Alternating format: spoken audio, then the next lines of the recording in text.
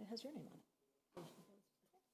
All right, we are live in 5, 4, 3, 2, 1. Good evening, everyone, and welcome to the February 18th, 2026 Select Board Meeting. We are just coming out of executive session and into open session at 7:03 p.m. Tonight I am pinch hitting for Joe, who is not here with us. So the meeting is being recorded and broadcast live by WACA-TV and live streamed on YouTube. Remote participation is available using the Zoom video conferencing platform. Any disruption with the video conferencing platform will result in the platform being shut down. You're going to delete the responses, so don't freak out. I won't freak out. In the event of a disruption, broadcasting will continue on WACA-TV and live streamed on YouTube. So I already called the meeting to order. We're going to open it up for citizens' participation. If anyone is here to speak here in person, feel free to come to the podium. If anyone is online and would like to speak, please use the raise hand function. I see Mark DeSoni has his hand raised. We'll start with Mark and then we'll come to you. Mark, go ahead and unmute yourself. Can you unmute, Mark? Okay. Hi, Mark. Is Mark Sony, 119 Main Street? I'm just, last couple of meetings, there's been, when I was on the last one, the camera part was not working. Is that still the case for tonight? So I think, Mark, we've limited the camera for folks on Zoom because we had some really bad Zoom bombs not too long ago. But we had some people show on camera last meeting. I think we have to make them a co-host in order to do that. I'd like us Yeah, to review that because it hasn't been an issue recently. And For presenters, we will, thanks, Catherine. So sorry, Mark, we're not able to see you tonight, but do you have something that you want to share with us? Yes. I read the latest town manager online, what you want to call it, Mr. Mike. Is it his newsletter? It was your lead-in. Okay. How about how you've been with the town for so long and the mindsets, everybody, how they work together, Yeah. and how it was supposed to as a vision. Yeah. This was in your newsletter. Yep. Yes. Now it's coming to me. Yeah, I'm trying to remember because I read it do the weekend and then I deleted it over the weekend too. Must I have just left wanted an to- impression, Just wanted Mark. to say that. I'm sorry? Go ahead, Mark. It left an impression. That's what.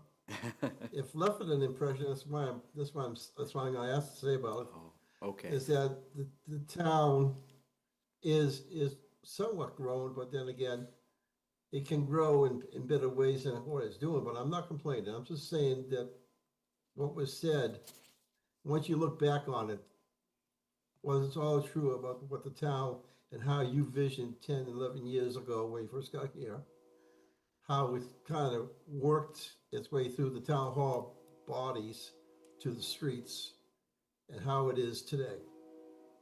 Yeah. So I'm positive and happy how it was, but I'm still looking at it as if we can get more business, economic and stuff like that. And I've been told that it's the reason of municipal things, background in parking, building rents and stuff like that. That's why this town is having a hard time growing. I just wanted to say that this town can grow if the state can lead off, fend off on the housing sort of things to get more business.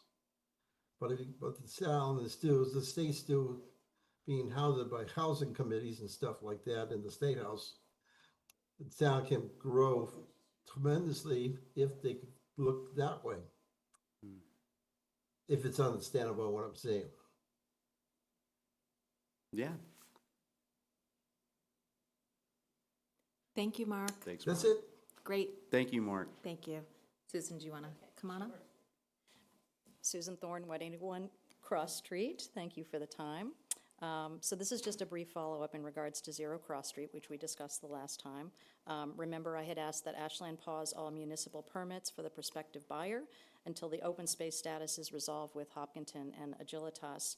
I would appreciate confirmation that this pause is in place and will remain in place while this issue is being addressed. It's important that the seller and the prospective buyer understand that Ashland intends to uphold the protections outlined for the community in the solar project special permit. I understand that our town doesn't have mandated response times for test pits or soil evaluations, so maintaining that pause is especially important so no activity gets ahead of the legal process. I'd also appreciate an update on any communication between our town council and Hopkinton's town council, and a sense of the expected timeline for enforcing that special permit. Again, going back to when I talked with Becca Solomon back in December, she did say that our town council said that Hopkinton can and should enforce the special permit. So I know this board has lots of priorities, but as time is of the essence in preserving this parcel, I and my neighbors, including David who's here, appreciate your keeping them among your priorities. So thank you. And I know time may not allow this evening, but I'd greatly appreciate an update, maybe by email or offline, whatever is appropriate. Thanks. I know that following our last meeting, we had put together a letter Yes. with the assistance of town council. That got sent out.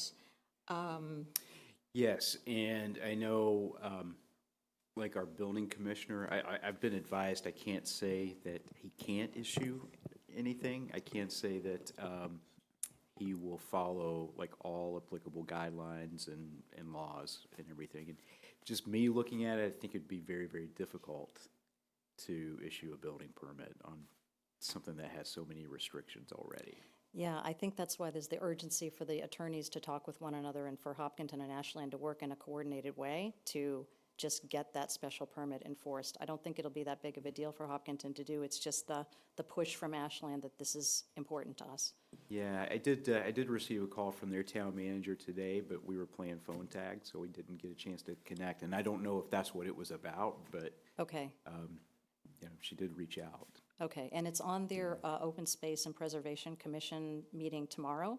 So Tony and I will attend that. I'm not sure if, Roberta's going to be able to attend, but we'll be there and listen to what they have to say. I mean, we're monitoring actually the Hopkinton Planning Board meetings and Select Board meetings because the absolute worst case scenario would be if they change the terms of the special permit. So we're keeping a close eye on that. Yeah. So anyway, Huh. I would think if the developer went to try to apply for that, that would definitely catch some red flags. I would hope so. I would hope so. So anyway, that's my request. Thank and you. If we can stay in touch. Thank you. All right. Is there anybody else? David, do you want to come on up? We don't want to. 10 seconds. I've known Susan forever, living down Yeah. the street. I think this is very important. It is 1.8 acres of woods and which is significant. And the trail there is wonderful. I've been on it dozens of times. And while it's in the snow, it's kind of hard, but when the snow melts, you got to do that trail. It goes through the woods all the way to Hopkins State Park, and is marvelous, and we get to keep the whole thing intact. Thank you. Absolutely. Thank you both. Thank you. Is there anybody else here that wants to speak for citizens' participation? Anybody online? Are we good? All right. Madam Chair, I would just like to ask too that we be kind of kept abreast of what's going on with that property. Yeah. So just rather than wait until the next meeting of that, it's nice to know. Yeah. Thank you. I agree. Thank you. Okay, let's see, moving on in our agenda, 7:15, we have Doug Small, who's here with Kevin Langmeyer. So Doug Small is our Director of DPW, and Kevin as well. So they're going to give an update on the Boston Marathon preparation. Oh, we've got Kevin, did you we've do got this? handouts. Thank you. There's enough for you guys. Thank you. Hi, thank you for inviting us to the meeting tonight. I haven't started working out yet, so I don't know if I will be ready by the 20th, but anyways, let's see. So just an update on the Boston Marathon, where we're at. Last month, town, police, fire, DPW, Board of Health, a couple other departments met with BAA officials to pretty much discuss what worked last year and what didn't work. So we're in pretty good shape as far as that goes. What I did is I invited Kevin to the meeting because Kevin is the mastermind behind the plan on the setup and everything. And so if Kevin can walk you through the setup if you want, or if you have any questions, he's the guy. Thanks, Doug. Thank you, guys. Any questions to start off with before I get into anything? All right. Sorry, Kevin. No, go right ahead. If you can give a quick overview, that would be I'll say great. it. Marathon preparation involves extensive months in advance safety, traffic, and security coordination among 8 communities, including numerous meetings with police, fire, Board of Health, and the BAA. Over 48 public agencies, local, state, and federal, coordinate on race day using resources like the MEMA bunker and some latest state-of-the-art equipment to keep everybody safe, et cetera, drones, state-of-the-art equipment. Speaking on behalf of the Public Works, our kickoff usually starts in March. We start sweeping, start paving, get everything all cleaned up. Doug, over the years, has coordinated with Dell. We get about 50 volunteers to come up the day before, help clean up the route, volunteer their time and hours. They do an excellent job making everything look great. Among everything, we're just constantly meeting, making sure we're making improvements, anything we do to keep everybody safe. There's tons of traffic management, there's tons of detours, there's tons of barricades, and preparation for everything, keeping everybody safe that day. So, Well, yeah, and maybe you could speak a little bit to just the coordination that goes in with just our police and fire departments as well. Because that's a big part of your gig there. So on the day of the event, we have about 30 of our internal highway employees, including all departments, cemetery, park and tree, water and sewer, all management, all hands on deck. About 99% of the Ashland police force is in, and the fire department, we farm out at least 150 additional police officers from regional towns to come in for additional support, help blocking all roads, helping detours, et cetera, et cetera. I believe there's about 50 National Guard agents that also come in, and multiple other agencies. Yeah. And so maybe you can also explain just how you decide where to set up, to the extent that you can. Yeah. Where you set up like the barricades and use the vehicles and. Yeah, so we use a lot of the bigger trucks and a lot of the major routes, some of the main arteries like Main Street, top of Main Street Hill, Cherry Street, all the major arteries that keep flowing traffic. So we use bigger vehicles at that point, just so nobody can enter to and fro from the route. There's barricades on every single side street at the roadway, an additional 50 feet back for any vehicles. So we create a little barrier for pedestrian safety and vehicle safety. There's just a magnitude of detours set up around town to keep everybody flowing in and out of town, message boards that we borrow from all over the state and stuff like that, so. Yeah. And are you planning on any road work? I know we've done some repaving. We recently, if everybody knows, we did some water work out there on 135 after Fitzy's in the Fountain Street area. I understand it's pretty rough shape right now, and that's why we're holding off, trying to make sure they're coming back right before the marathon and do their part in paving that up. Outside of general maintenance on the route, nothing specific at the moment, but. Yeah, and that's the one where we got the money for the paving just this week, right, Doug? That's for the long term. Yeah. Yeah. Yeah. Okay. Does anyone have any questions? Yeah, So- go ahead. Oh, yeah. So you're saying we got a lot of funds to do the paving, so what section of that, and will it be done, the whole thing? Are we planning on doing the whole thing before the marathon? Yeah, so there's 2 or 3 phases to this. The first phase is to put in the permanent trench over the water main that was just replaced, and that needs to occur before the marathon. So we're gonna make sure that is done. And then after that, then there's a separate job that involves the safety improvements of the intersection itself. Okay. And that's all new traffic signals, it's a crosswalk, we've been talking about this for a long, long time. So that $500,000 that Becca Navarro managed to get today was part of that, you know, so, and on top of that, you know, Michael has also identified some other funding sources for this, so, So this is the intersection by Fountain Street. yeah, it's at Route 135 and Fountain Street, just the, what is that, the southern side. Okay, Maybe later in life we'll deal with the northern side, but, yeah, so. nice. Yeah, that's gonna be great. So there's a lot of cord with the paving, and we're kind of dealing with 2 contractors. So right now, we have the water contractor first. We need to figure out, you know, kind of coordinate with them what they're gonna do. And then the next phase is gonna be probably a different contractor for the surface work, for the sidewalk improvements, the traffic lights, and all that. Okay. So unless we're able to figure it out with the first contractor. So there's a little coordination that needs to occur here. And if certain people need to let go of things so we can move on to the second thing, you know? So we just gotta make sure it's not gonna cost us more, that's all. Okay, Yeah. great. It's Good question. always, you guys always do a great job, and Thank you. the safety is so good to see all the vehicles in places, and it's always a good day here in Ashland. Yeah, these guys do a great job. The police department's wonderful. That, you know, in the morning, that particular morning, we all meet down at the middle school for a briefing.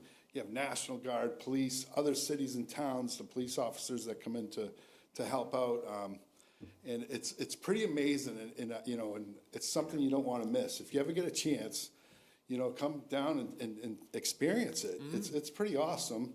You know, it takes about a half an hour, and the Ashland Police Department puts on a really good show, or what, it's not a show, but they do a wonderful They do a great job. showing their leadership in Ashland. And it's a really remarkable thing great. to see, to witness. And there's a bunch of donuts and coffee and all that. So we bring them all back to the guys, you know, so So when's that now? it's the 20th, the Monday, the 20th at 6 a.m. At 6 a.m., we have to be Yeah, there sharp yeah. at 6 a.m. Exactly.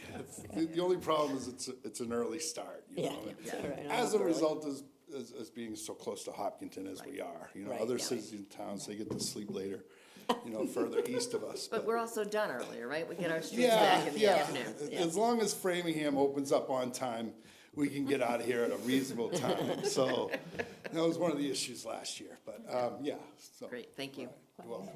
Yeah, I just want to say thank you. You know, there's such a tremendous amount of work that happens behind the scenes here that people really don't appreciate, and you all do a great job all the time. It's been a really tough winter, and I just want to say that on more than one occasion, I've crossed from Ashland to Southbow and Sherburne a couple of weeks ago, and it was like a shocker. I said, well, what was I thinking?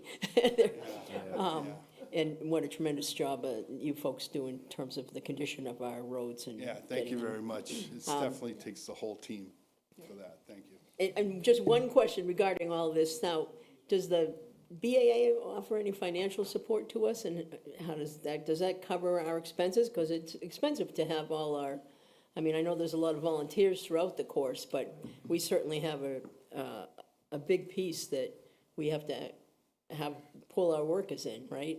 Yeah, we actually, you know, for a while there, it got to a point where it wasn't covering all of our costs, and so we went back to the BAA and talked to them, and they actually, Jack's been pretty reasonable in terms of upping that contribution amount. Do you remember what it's up to now, Susan?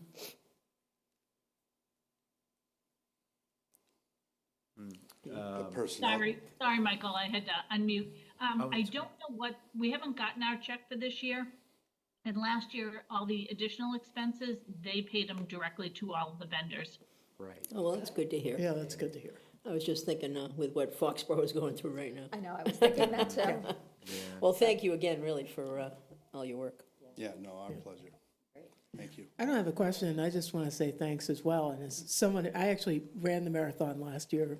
And, you know, I think on behalf of the runners, like, I think you really do appreciate, you know, you go through all these towns and first off, it was just wonderful to come through Ashland, but, you know, you see the level of coordination and support there. And it, you know, just as someone who's watched the event, participated in the event, and seen it from a couple different angles, I just wanted to offer my gratitude and thanks for all the work that you all do on that as well. Means a lot. Yeah, thank you very much. I mean, Kevin, like I said, I just get out of his way, and, you know, certain people, it's their destiny, and it's Good one of his. managers do it's one of that, say that's a right? management As a good skill. manager, you get out of the way He's of the great at it. employee. You know, he takes charge and he takes the leadership on it, and it's pretty awesome to watch, and he's got control of it, and it's pretty awesome stuff. The line painting, he'll bring in the line painting company, and we'll get reimbursed, you know, from the BAA and all that, so. And then the paving, you know, it's that we get reimbursed for that, all the overtime. One year they got us shirts, and the shirts, they were like running shirts, and they're like towel or like, yeah, they're sleeveless. Anyway, that didn't work. We don't have a lot of runners at the DPW, so, unfortunately. Yeah, no, thank you, guys. It takes an enormous amount of coordination. I think people that come to the marathon, first of all, you know, it is, you know, it's a symbol of pride for Ashland to be able to be a host marathon community. And so the people that come to Ashland, you know, we want to make sure it's, you know, first and foremost safe, and that, you know, we have sort of we've thought through all the details, and just hearing how much work goes into the behind the scenes stuff. It's pretty fantastic. So thank you guys for all your work. No, thanks for the support, you know. Like I said, I was lucky enough to grow up on the road, grew up under Indian Springs, so, you know, like Doug said, it's kind of my destiny to kind of take leadership and take role of it, you know what I mean? I've been here 25 years, so, you know, definitely passed on the torch all the time. So It's pretty special to have, you know, what is it, 30,000 people run through your hometown. It's pretty special. It's a great day, so, Yeah. you know, so thank you. Thank you. Nice work. Thank you, guys.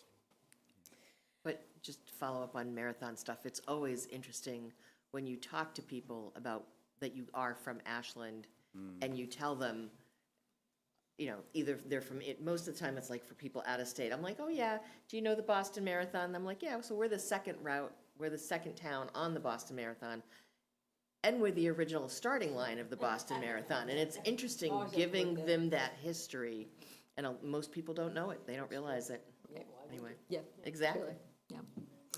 Good trivia. Okay, so moving on to old new business. A reminder that town meeting warrant articles are due by February 27th, 2026.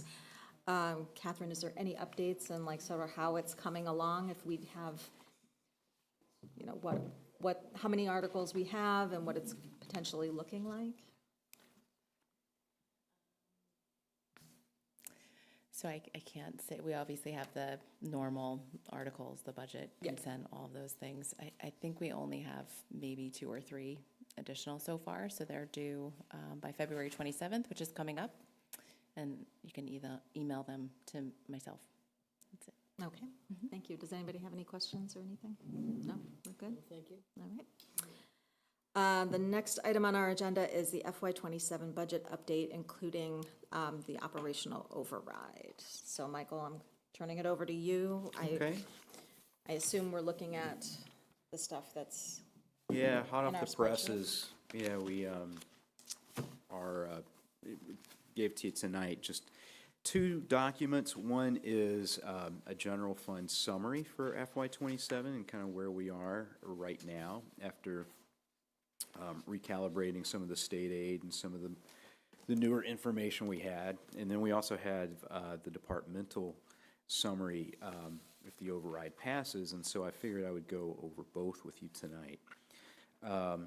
So bottom line, if we start off with the general fund summary, you'll see that at the top left.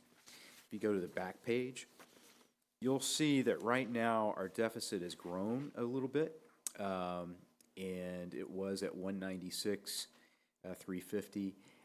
It has, after we factored in some state aid and a couple of debt service payments scheduled in there, it actually goes up to 704.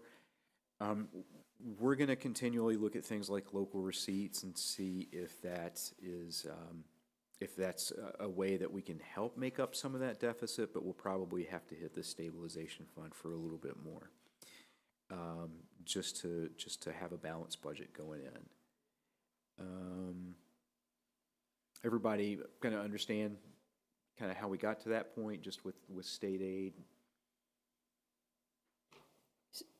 So,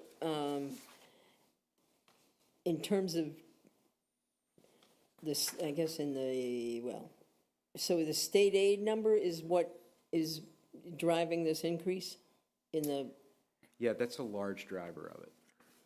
The difference between what we got for state aid and then the difference in charges as well. Or different than what we had anticipated and what we had forecast. Is there a certain section of state aid that we should be looking at that's really off? No. That came in higher than, or I guess lower than we expected? No, I think mostly it was the charges came in higher than what we were expecting, which offset it a bit. Which charges are we looking at? So if you go like on the back sheet, so things like, school choice or,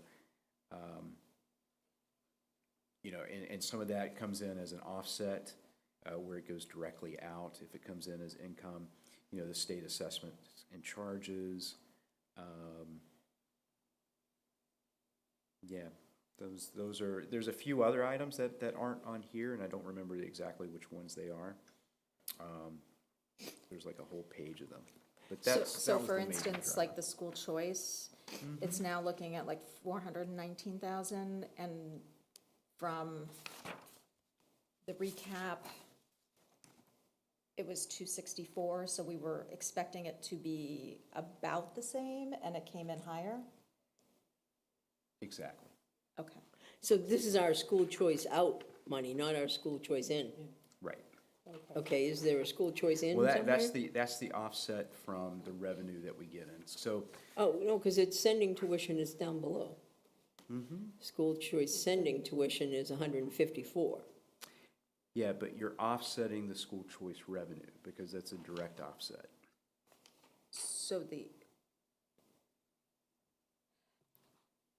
So the reason we've got a large increase, a large driver, is the difference between the state aid and the state charges that we get. So even if state aid comes in higher, if some of the charges come in higher, it's not as good, over and above what we had predicted. So I'm just trying to see where those have changed, right? So, Because I'm seeing it on the front too. So I'm seeing the 419 as school choice receiving tuition as 419. That's the offset.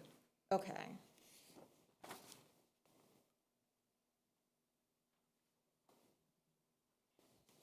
But it's now showing as an expense on the opposite side. It always does. I don't know why I'm so confused with No, I'm this. very confused by this, actually. So a couple of, So on the recap, the total state aid we're looking at is $14,094.338. That's what we're expecting to receive. no, that is what we put on the recap sheet. That's what we get in, right? And then you're saying the offsets are on the back, Most of the offsets. Or Okay. most of the charges. but you're saying the offsets equal 13,779,000? Oh, no. Where's the 13 Or is that the million? balance after the offsets, is the It's in- 13? it's a recap number, it's under the 14, Right, so total 2026. state aid, I see 14 million, and then minus offsets, we wind up with 13 million Yeah. of state aid. Let me think about a better way to explain this, because it's not, how I'm explaining it is not working. Okay. 'Cause- So, So I have two questions other than that. So if we do the override, we're saying we're gonna do new growth of 900,000, Correct. but the 2026 recap, we're only calling for $754,000. Correct. Why? Because we're anticipating some of these buildings maybe to start construction. Okay, so why wouldn't we put the 900,000 in the 2026 recap? Oh, I'm sorry, never mind. Whoop, never mind. It's I okay. just heard myself say that. It's easy to, it's So the easy to jump 2026, fiscal we're years, in yeah. currently the 20, okay, never mind. And so I, like, whenever I refer to this Okay. year, when I'm talking about, you know, budgets at this time of year, I'm always thinking Okay. of the next year too, so. So in any case, that's the general fund summary, and so that's if the override passes. What the next sheet is also just on the municipal side. It also has some of the other line items as well. But it has the increase associated with them, and I put notes next to some of the larger ones on the municipal side. And I can go through each of those, if that's the big ones that I've got notes next to. Okay. If that'll be Yeah, helpful. let's go through that. Okay, so under the town manager account, it's going up 75K. Stephanie had some encumbrances in there, which I didn't have a chance to ask her about before she went on a short vacation. But then what I've also done is not able to accommodate everybody's request. So, and I'm not necessarily sure exactly how things are gonna look at the end of the year regarding some of these things. So, for example, like if you're in fire and police, you're gonna budget for a certain percentage of the overtime that is eligible for. So like if you've got 30 officers, you know, and you would take the maximum exposure, if you will, to vacation time that you would have to fill with OT. And so you're not gonna budget for all of that because you gotta assume not all of it's going to be used. So you try to come up with some kind of percentage. So to give us a little bit of flexibility, I've created like the strategic reserve line item that has $60,000 in it. We have $7,500 going into the town accountant budget to have an additional staff accountant. So some of the decrease that was in that that line item before we added in the current position that had actually shown a decrease before. With the assessor's office, we're moving towards more efficient software. So the current software we're using, there's only 5 other communities left in the Commonwealth that are using it, and it's not getting support, which has become increasingly more problematic. Is that also, I know that the schools were looking for software, is that including that too? Wasn't there like a software? Like Yeah, I- more their student maintenance Yeah. system. Yeah, so they're moving forward with that. Okay, So 01192, so that's the Public Buildings Department. And you'll see that there's a pretty significant increase there of almost $200,000. So what I envision there is a Buildings and Grounds Department that will actually, and it's also to help pay for some utility increased costs and expanded preventive maintenance. But what we need to look at doing, obviously, from the feedback that we got in the comprehensive plan process is we need to look at fields. We need to look at an expansion of fields in addition to the maintenance of the fields that we have right now. And then we also need to look at, you know, making sure that we maintain the facilities that we've built, and even the ones that are somewhat older. One of the things we commonly heard when we were going forward with a debt exclusion for the 2 new buildings was that we don't take care of the current ones that we have. That was one of the arguments that was presented, so we're trying to address that. Under the police department, you'll see $100,000 there for full-time traffic enforcement, an additional $300,000 for an additional firefighter per shift. There's the $2.75 million for the school increase. Under cemetery, parks, and trees, we would restore the landscape maintenance account with Yellowstone And then under senior center, we would look at increasing it by $20,000 to increase the hours for some of our senior staff, our senior center staff, so they can do more activities. And then you see a fairly, decent size from a percentage increase in veterans benefits, and that's just veterans benefits are going up. You mean there are already existing benefits and there just been an increase in them, or there's additional benefits? Additional veterans. Additional Taking advan- veterans? Yeah, taking advantage of it. Okay, so, but same benefits, but just additional people involved? Yeah, or maybe their formula changes and they are, based on the formula change, getting more potentially. But that's more of a state decision than a local discretionary one. So any questions, any? Yes, so up at the top, the town manager line? Mm-hmm. Okay, I thought that was the staff accountant number. No. So how Because are it's, so we? only 7,500 is in the additional staff accountant. Yep, so it went down because of when we did the restructuring. So it Okay. went down, and then when we added back in the position, so that brought it up over the $7,500 more than the previous year. Okay, because when we talked the other day, I thought the number was 75,000. Yeah, and Or so 50,000, I guess it was 50,000. Do you remember what it was? I want to say it was in the middle there, like at 60 or 65. Yeah, no, it was, I have it, but, okay, all right, but that's why it's only 7,500 now. Right. 75,000. Oh, no, the town accountant is 7,500. Yeah. Could you, at some point, and probably not tonight, tell us how many staff positions is covered by each of these departments? Like, I look at town manager, and obviously that's you, your two assistant town managers, and who else? Probably Susan and Susan, Diane. Yeah. Okay. If we could get with this, a staff listing, I think it would be helpful. For me, it would be helpful. Okay. You Yeah, know, I how think a many breakdown. do we have at Council on Aging? How many do we have on, and a breakdown by the employees would help. Yeah, I can resend that. That's, Perfect. yeah. And then, one other question? Uh-huh. So if I understand correctly, we're doing an override for the 2.750. Mm-hmm. And then we're shifting over 750,000.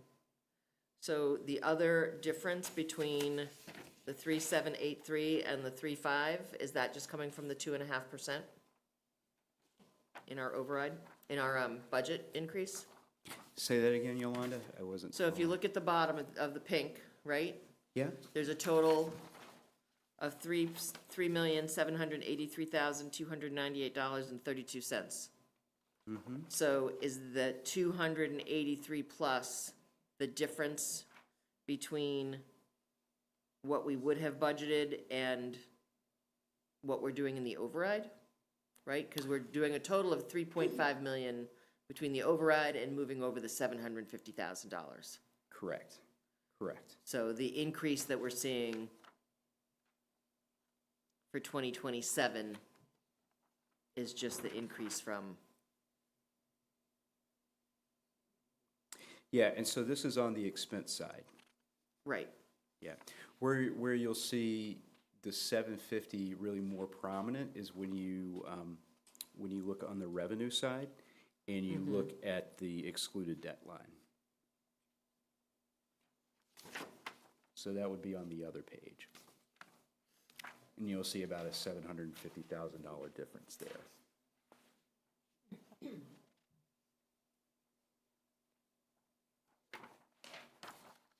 So then this numbers, the 3.783,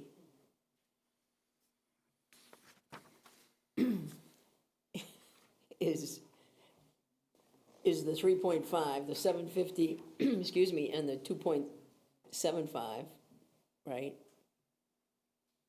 And how did you get there again? Should be the difference between 87,528 and 83,744. Okay. And when we look at the 2.5% that the levies going up, like just within. Plus the override, plus the 750, Yeah. that would be how you would get to that number. Okay. Yeah, it's part of the equation, for Yeah. sure. So the other part, like, I know that benefits and insurance have gone up, and that's taking up a good part of that 2.5%. Are there other, Big ones? yeah, that are utilizing that levy amount without the override? No. No? No, Okay. the benefits and insurance come out to like 1.2. Okay. And that's not like the contractual increases. Gotcha. And I think, Do think we know what the contractual increases are? we're calculating that. Okay, So between both departments. or, Because you that's know, going to both be a ends. big, that's gonna be. Chunk good. of It's gonna this, be a Yeah. big chunk, yeah. Yeah, okay. So yeah, in our 2.5% increase is only 1.4 million. Yeah. So 1.2, just in the increase in benefits and insurance, just Got it, pretty much eat all of that up. yeah, so that's a huge, yeah. so the benefits and insurances increases Yeah. 1.2? 1,273,000.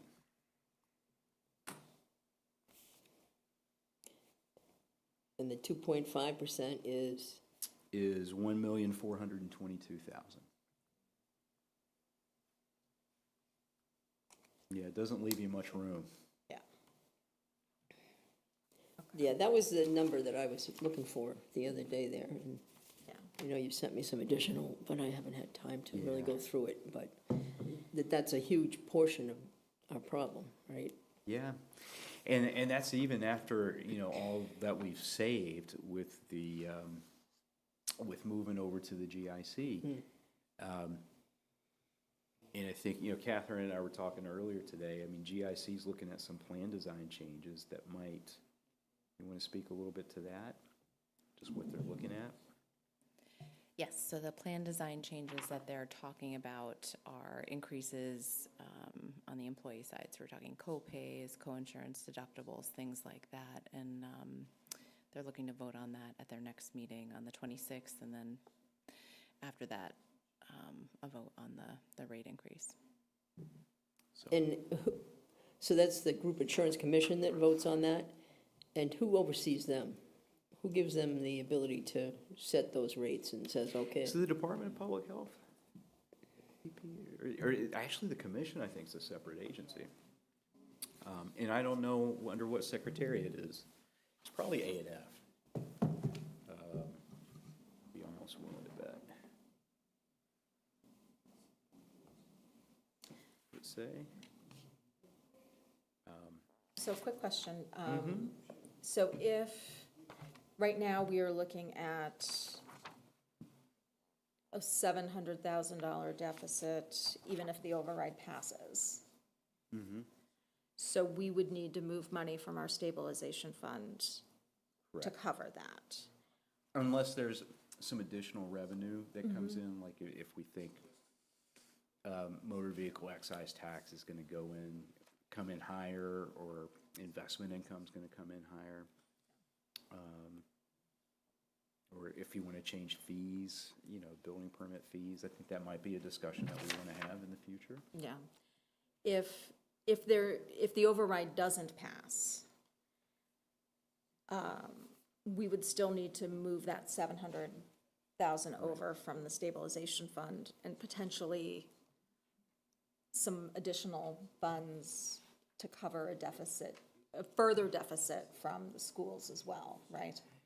Yeah, I mean, I think potentially, if they were truly level funded, I know even if the override passes, Jim and his team and the school committee are looking at making some reductions. Yeah. Anyway, Yeah, okay. yeah. Okay. Does anybody else have any questions? I actually, one other thing, just Sure. quick thing. When we say encumbrances, what does that mean? So that would be like if we incur a bill, like if we sign a contract and incur a bill in the previous year, that we Okay. have to carry forward. So it's we like have an to accrual. encumber. Yeah, It's an we have to, accrual. we have to account for it, make Okay. sure that it's, Got it. don't spend Okay. that money twice. Gotcha, okay. So I actually do have another question. Yeah. For 2025 actuals, you have the ARPA funds of 3.89 million. Did we use all that in 2025? I thought we were using some of it now in 2026. No, it was all used in 2025 because we needed to, It needed to be used by Yeah, the by a end of the certain year. date, yeah. At the end of, the end of the year. Okay. But- And then we moved, but But there was a, that But we was were able kind to of do, a, so even though we had to do it all by 2025, we then, because then under the general stabilization fund transfer in for 2026, that was actually some funds that were ARPA, correct, that we, okay, correct. okay. Yeah, okay. so is that the So, general stabilization fund transfer in number? Is that what that is? Partially, that's partially what it comprised of. Do we know how partial? I don't right now.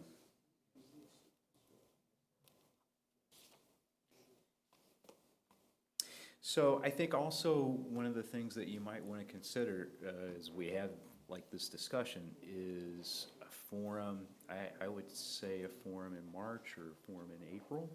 And I don't know, I mean, I would assume the board would want to host one. I don't know if there's a grassroots committee that would also be doing something as well, but I think we should probably do, or the board should sponsor at least one, or the tri-board, together collectively. yeah, I was, as I've been thinking about this, not as an advocacy, but as a way to show the public what we're up against. And one of the ideas I had was have a forum at like the high school one night and invite the department heads to talk about the issues that they're facing, moderate it, and allow the public to ask questions, right? I mean, how did we get here? What are we doing as a community that has increased our costs that we're needing to do this? Again, not in a way of, we have to do the override, but as a way to say, this is how we got here. These are the steps that we've taken as a town, Yeah. and the decisions that the town has supported along the way to get us to where we're needing to do this override. Yeah. So, even though. So, I have a couple of questions. So in terms of the school department's making cuts even with this override number passing, do you know what that dollar figure is? I don't know what the dollar figure is, but it's not inconsequential. And have you made cuts on the general government side? If we don't pass an override, we've got a general idea of what that looks like. We're still refining a lot of that. And I would say it's still probably going to be kind of a work in progress until, it comes time to actually execute that plan. 'Cause I'm sorry, go ahead. wasn't there discussion that we were gonna see what the budget looked like if we didn't do the override? Right, Yeah. on it both looks- sides, right? We So, will have to, because we'll have to have Yeah. it for town meeting. exactly. We'll have to have an Right, so alternate like budget. this budget has a 2025, 2026 recap and a 2027 override, right? And the percent changes and the dollar changes. Wouldn't it make sense to, on this sheet, put a 2027 budget without an override? Yeah, you would essentially just take the 2026 numbers on the expenditure side for general government. and- Right, but and like, I'm schools. specifically looking at the top, right? Prior year levy, and then, because the prior year levy on the 2027 override, I guess I'm not understand, if the prior year levy for 2027, shouldn't that be the 2026 number? Right, so I'm looking at the 2026 recap. Prior year levy, wouldn't that be the 2025 number? And then you'd put the 2.5 increase? No? Okay, tell me why. Because you'd use the 2026 number.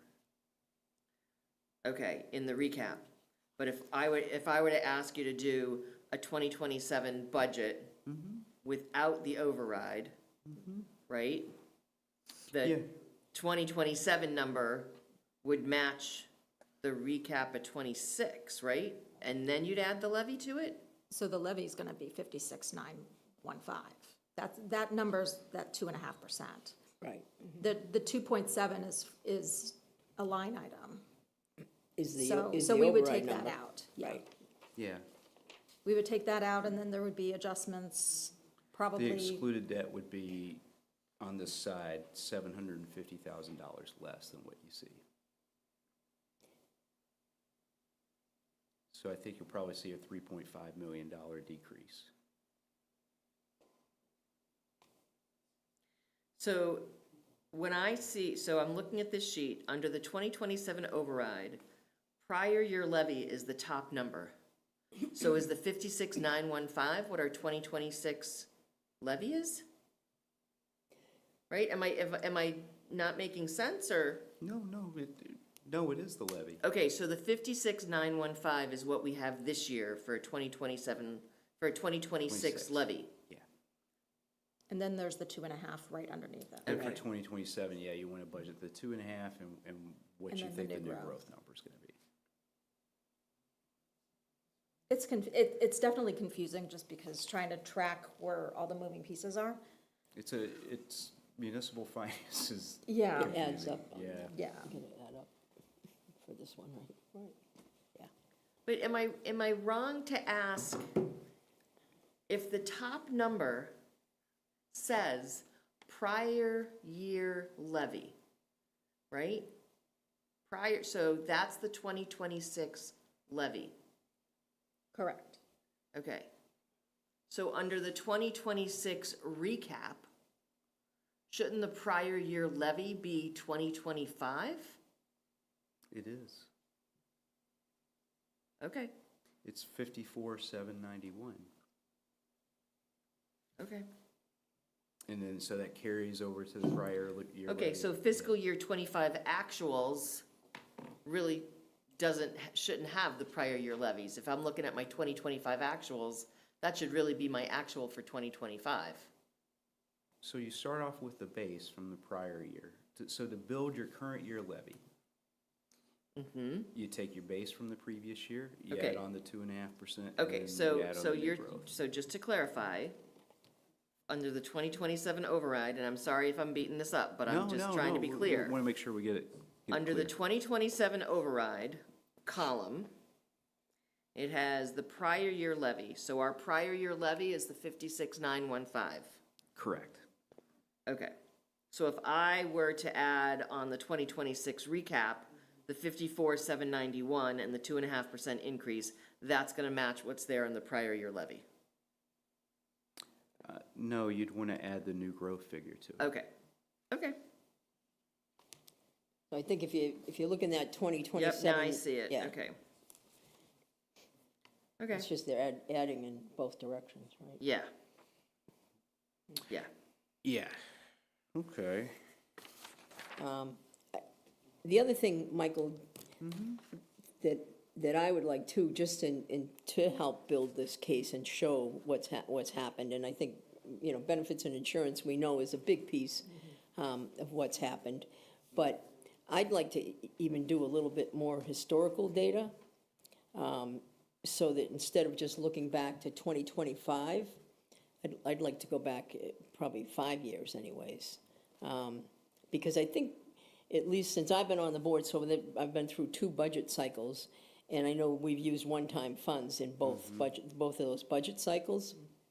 So I'd like to go back and be able to look. So I'm happy to, come and sit with you or sit with Cindy or whomever and to get those numbers instead of asking Okay. someone to send them to me, and I could sit, I know I shared a sheet with you, I could sit and maybe fill it out. Okay.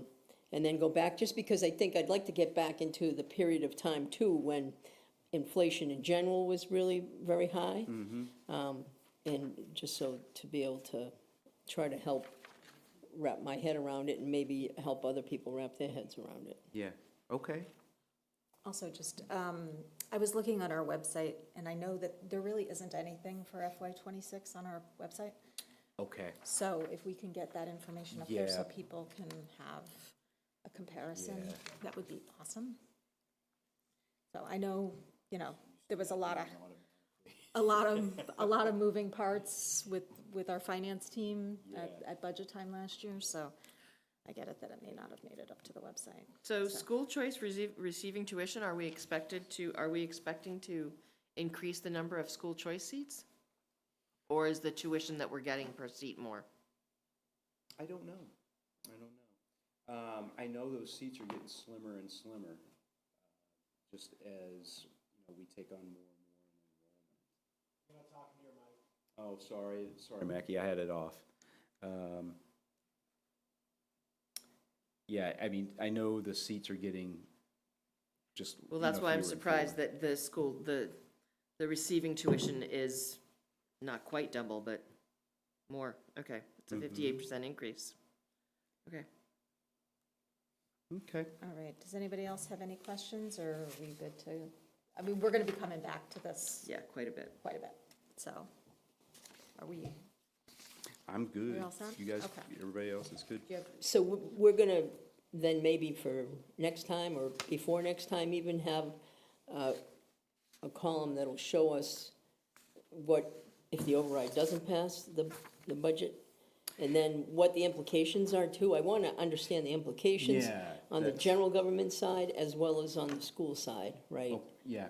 In ter- Yeah. And I can explain in general terms, like we would lose basically any community presence with our public safety personnel. That's one thing. Maintenance of a lot of our parks and grounds and everything, since we would lose the landscaper contract, and then we really haven't figured out a solution for, the one person that we have on fields, essentially the one FTE that's in cemetery, parks, and trees that does some of the fields work. And so with that fund moving over to the schools with the transfer of the field responsibility, that's something that we have to account for too, so. And would we be losing any positions on the general government side? We are trying every way to avoid it, but it might require, in some cases, reopening a contract or something and looking at renegotiating, certain things. Do you know what, if it doesn't pass, how many positions the schools will lose? I think it is close to 32. 32 positions?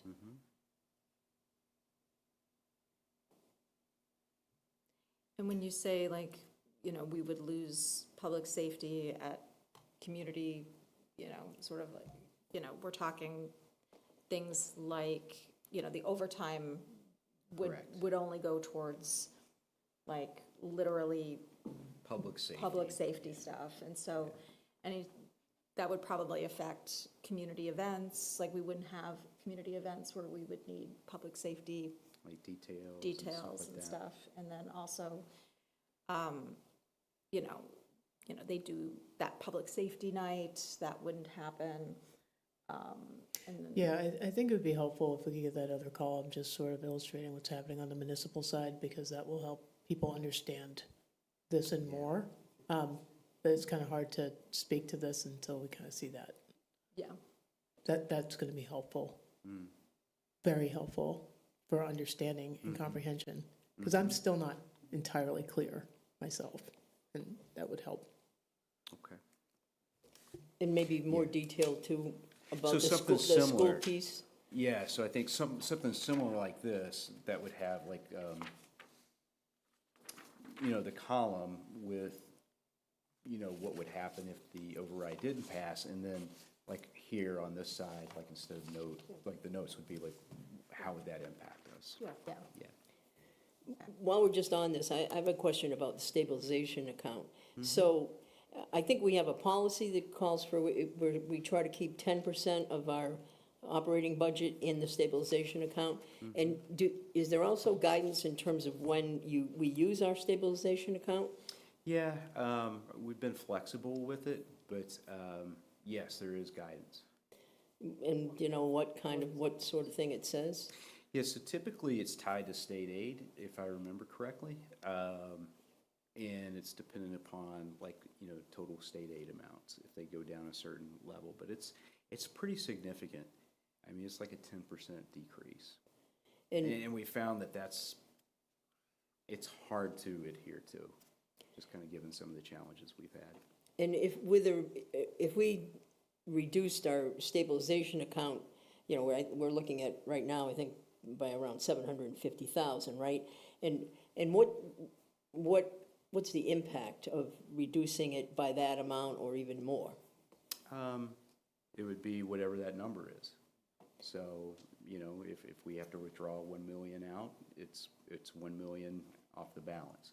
Now, whether or not that's going to have an impact on like the bond rating agencies or anything, if the override doesn't pass, I think it'd be safe to say that we would at least be looking at a revised outlook from neutral to negative. Although I can't say for sure, but In terms of bond rating? yeah, exactly. It's just hard to say. A lot of this stuff is so subjective. I know we want like the hard, crisp, black or white answers, but it is just a whole lot of gray and a whole lot of subjective. So when does bond rating impact us? Whenever we go out for a borrowing and we have to do like a ratings call, a ratings evaluation. So usually they have that right before we go out to bond. We time that. And currently, I know we have a couple of bonds, one for the public safety building, one for the Mendez School. Those are temporary, we'll be rebonding, is that true, or are those long-term now? Yeah, we've already done public safety with long-term. Okay. We haven't done that with Mendez yet. Okay, But we got a lot of others. We got like several with CPC, some, associated with water, water and sewer work. I think we still have some related to downtown. There's quite a few things. that we have already bonded, or so those are already protected no matter what happens to our rating? So in terms of what we still have to go out for a longer-term bond, the Mendez School, are there others?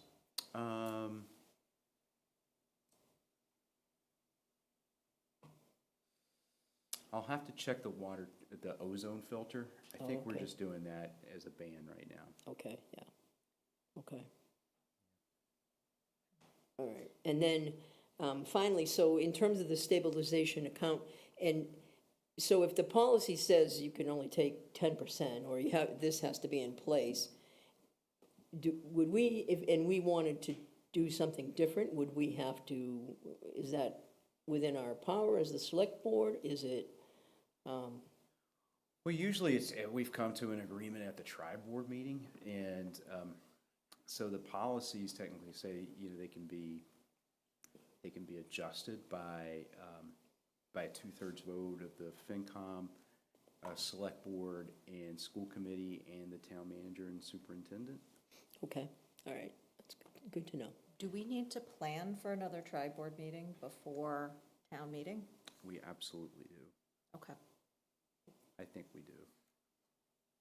And whether that's like part of that forum, dynamic, but I think that would be I would think that would be separate, because I would rather, if we're gonna be voting on specific things, I'd rather that be a meeting versus a public forum, which we're really taking in questions and answering them from the public. Maybe we could do something back-to-back so that the meeting Sure. would take place, and then we'd still have people in the room that could answer questions.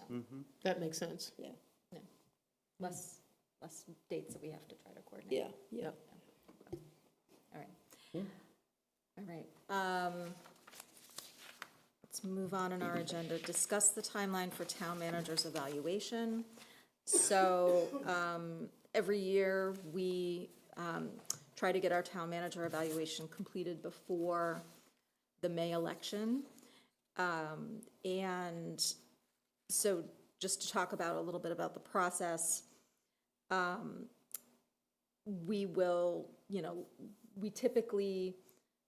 Michael typically does a self-evaluation and does that before we do our write-ups, our evaluation of Michael. And then I did have a question, because one of the things here was discuss the process about the evaluation tool, and I know we've had conversations about the evaluation tool in the past. Are we utilizing the same tool as we did last year, or are we making any additional changes? Do we want to take a look at it? Can we take a look at it? Can we take a look at it? I think Oh, as we talked about. absolutely. We'll have talked to about push that this last year. out, but I mean. I was gonna say, I mean, we've talked about, I think last year, Claudia and I were gonna try to do something the year before, and everyone was busy, and we didn't do anything, so last year we just used the same, we used the same form. I think if we wanna look at changing the form for this year, we're changing this timeline. Okay. If we wanna change, if we wanna go with this timeline and use the form that we currently have, and again, try to do something, but I think if we wanna change the form for this year, we have to push this timeline out by at least 2 months, and we'll never make it before the election. Yeah, I mean, I think that, one way or the other, we've talked about changing changing it, so we should definitely change it. I think that, maybe that conversation happens simultaneously with this, because I think that there might be some aspects that we can't change, after the year's ended, that we might have to put in place for the following year, because they might be dependent upon different expectations, right? So, but at the same time, it might be a good conversation to take, that could kind of simultaneously take place while we're trying to work on the evaluation for this year. So does that make sense, what I'm saying? Yeah, I mean, there's a lot of moving pieces with regards to that, and I think, there's a lot of moving pieces going on right now, just with other things too. But I'm happy to take a look. I mean, I was kind of the one that was kind of like initiating this, so I'm happy to take a look at it. And Well, why don't we distribute the form, the current evaluation?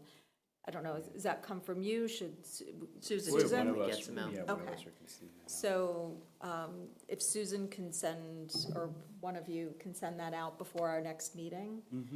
And then at our next meeting, let's talk about what that process is gonna look like if we want to have I mean, I a think couple people take some time to make some recommendations and come back to us and have a timeline for it. I would like to have a timeline in place, because if That's the way we get things done. That's the way we get things done. Exactly. I think the current form is good. I think it's a good tool. I think some of the questions that we're asked to rate him on are not clear, Okay. and I think that is something we can look at. But Yeah. I think the tool in itself, how we use it in the ratings, I Yeah. think work. Yeah. The instrument needs revision, but the delivery method is fine. I think that's what you're saying. Yes. Okay. So does it sound good? So we'll get the Get it out. the questionnaire, the Evaluation form tool. out to us all.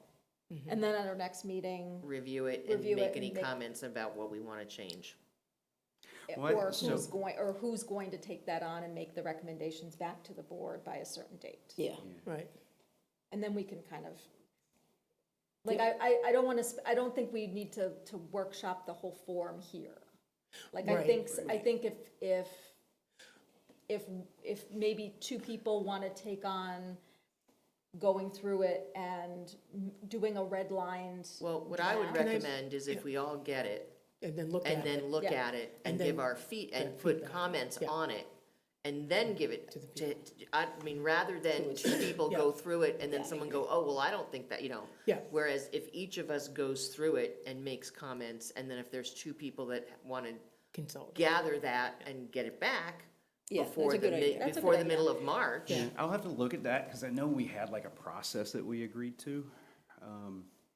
You know, because that came out of like the last contract. Right, we were negotiation. supposed to have spent some time this past year trying to find a new tool, and that was not made a priority.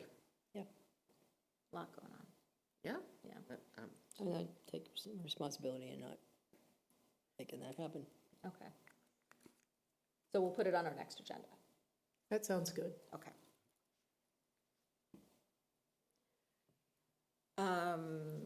Was there anything else about the evaluation process? Nope. Okay. So we'll revise the timeline once we know sort of where we're going with it. Okay, sounds good. The next item on our agenda is discuss citizens' participation guidelines. I know Claudia had requested that we add this to the agenda. I don't know, Claudia, if you want to kick things off? Yeah, so it just struck me that during our open meeting law training that we had last time before our meeting, that there was some conversation about what's allowed during public comment, right?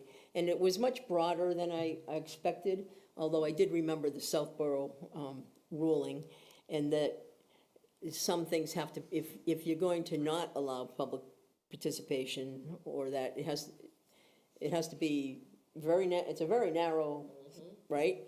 And you kind of have to have it outlined. I was more interested in the fact that at our last meeting, we did have some public participation, and I think it was when we were talking, we were doing the update on the budget, on the 40Bs, and there was a conversation, and I spoke a little bit about being at a Conservation Commission meeting probably months ago at this point, or at least in January. In any case, I felt and some of that conversation was just, that I was bringing up was just from that meeting, and it was a public meeting, and everybody was aware of it, and I kind of got shut down, and then I actually had Mr. Hackinson was here for another reason anyways, and spoke to it a little bit, and then we kind of got shut down. And I was just thinking then afterwards I was thinking, well, based on what we just learned in our open meeting law training, that, wasn't, conversation should have been allowed to go on. So that was kind of what the impetus for me for bringing this up, is that, if we need to have more guidelines, then we can certainly look at it, but I just think based on what I learned from that training, that we just need to be careful about shutting people down. So there was a policy that was put in our packets. I don't know if you guys took a Yeah, I look saw at that, it. yep. And this isn't our policy, correct?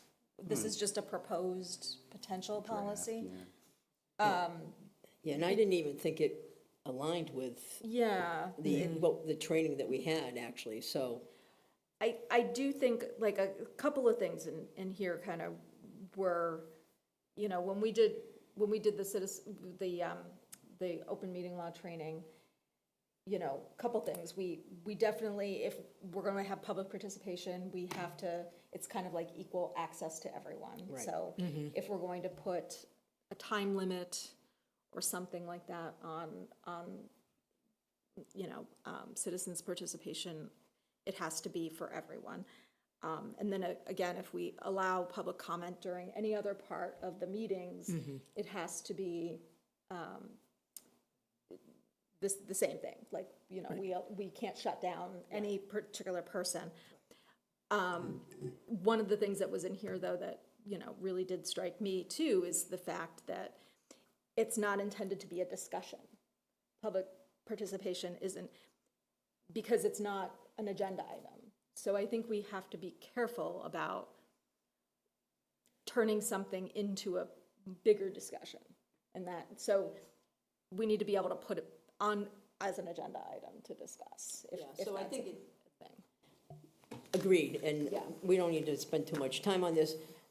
I don't think that night it was a discussion. I think it was just a comment about what had been brought forward at the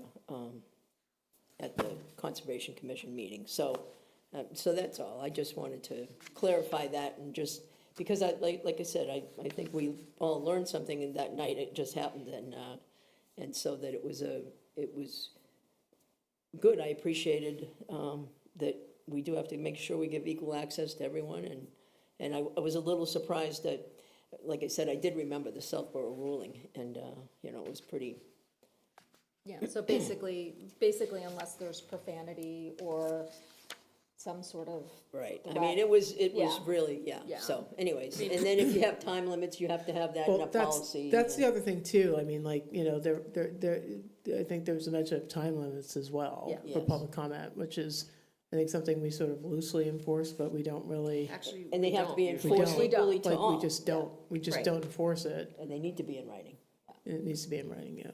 If we have time If we do- limits, if we have, time they should be limits in writing. and speak up and all that stuff, that's what I So we remember. could add that to our, Wait, like, citizens if we're gonna do citizen participation, it needs to be, so if we have 10 people and we say you're each can only have 3 minutes, we have to put that in writing?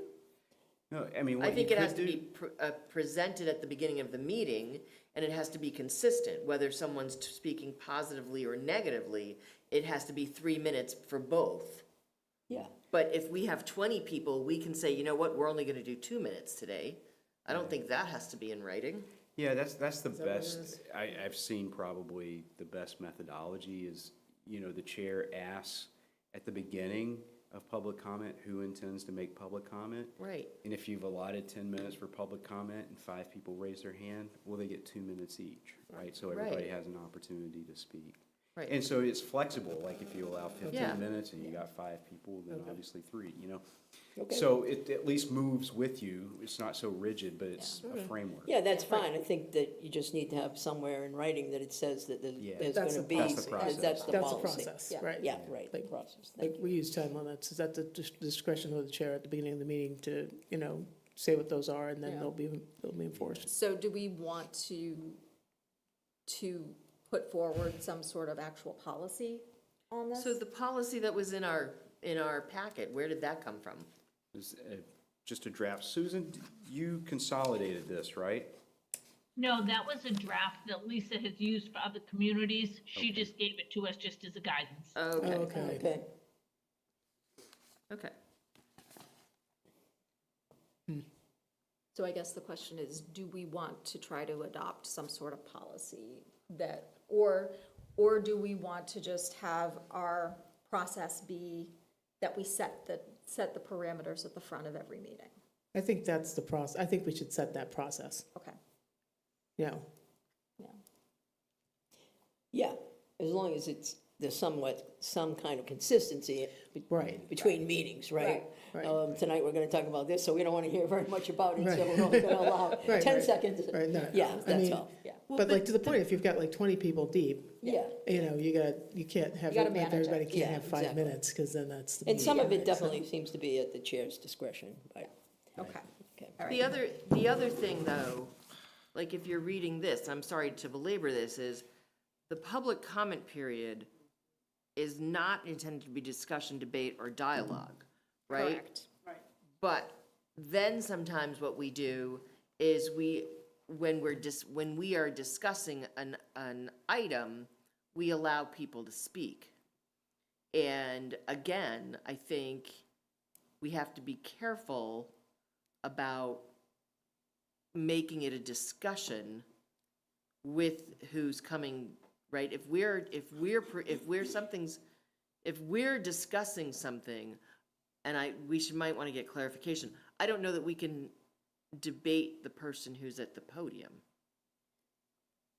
Right? Unless can they're, talk- unless we can- they're, We can have a discussion we with the can have a person at discussion the with them. If podium. it's on the agenda. if it's on the agenda. And we okay. open it Yeah. up for Okay. comment. Yeah, but like- it's like, if it's not on the, But- if it's but not on the only- agenda, that's where the Right, problem but so comes. I Yeah. think what happened, Claudia, where you're saying you were shut down is our agenda item was an update on 40B projects.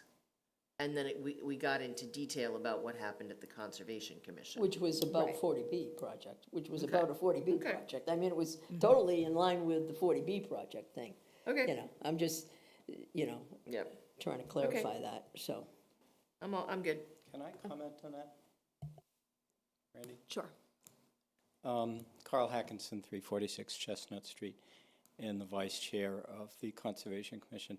I think, Claudia, maybe what you're referring to, because you said that I was shut down, and although the other commissioners would probably like to shut me down, I wouldn't be shut down at a Concom meeting. We were at a ZBA meeting, and we were speaking to an issue, I think, where we were shut down at the podium. But I think you raise a good point, Yolanda, that I think there's a difference between public participation at the beginning of a meeting and public comment during each agenda item. And I think that there's a clear delineation there, because that stuff is on the agenda. And that's the whole purpose of open meeting, is to have an open meeting about things that are on the agenda.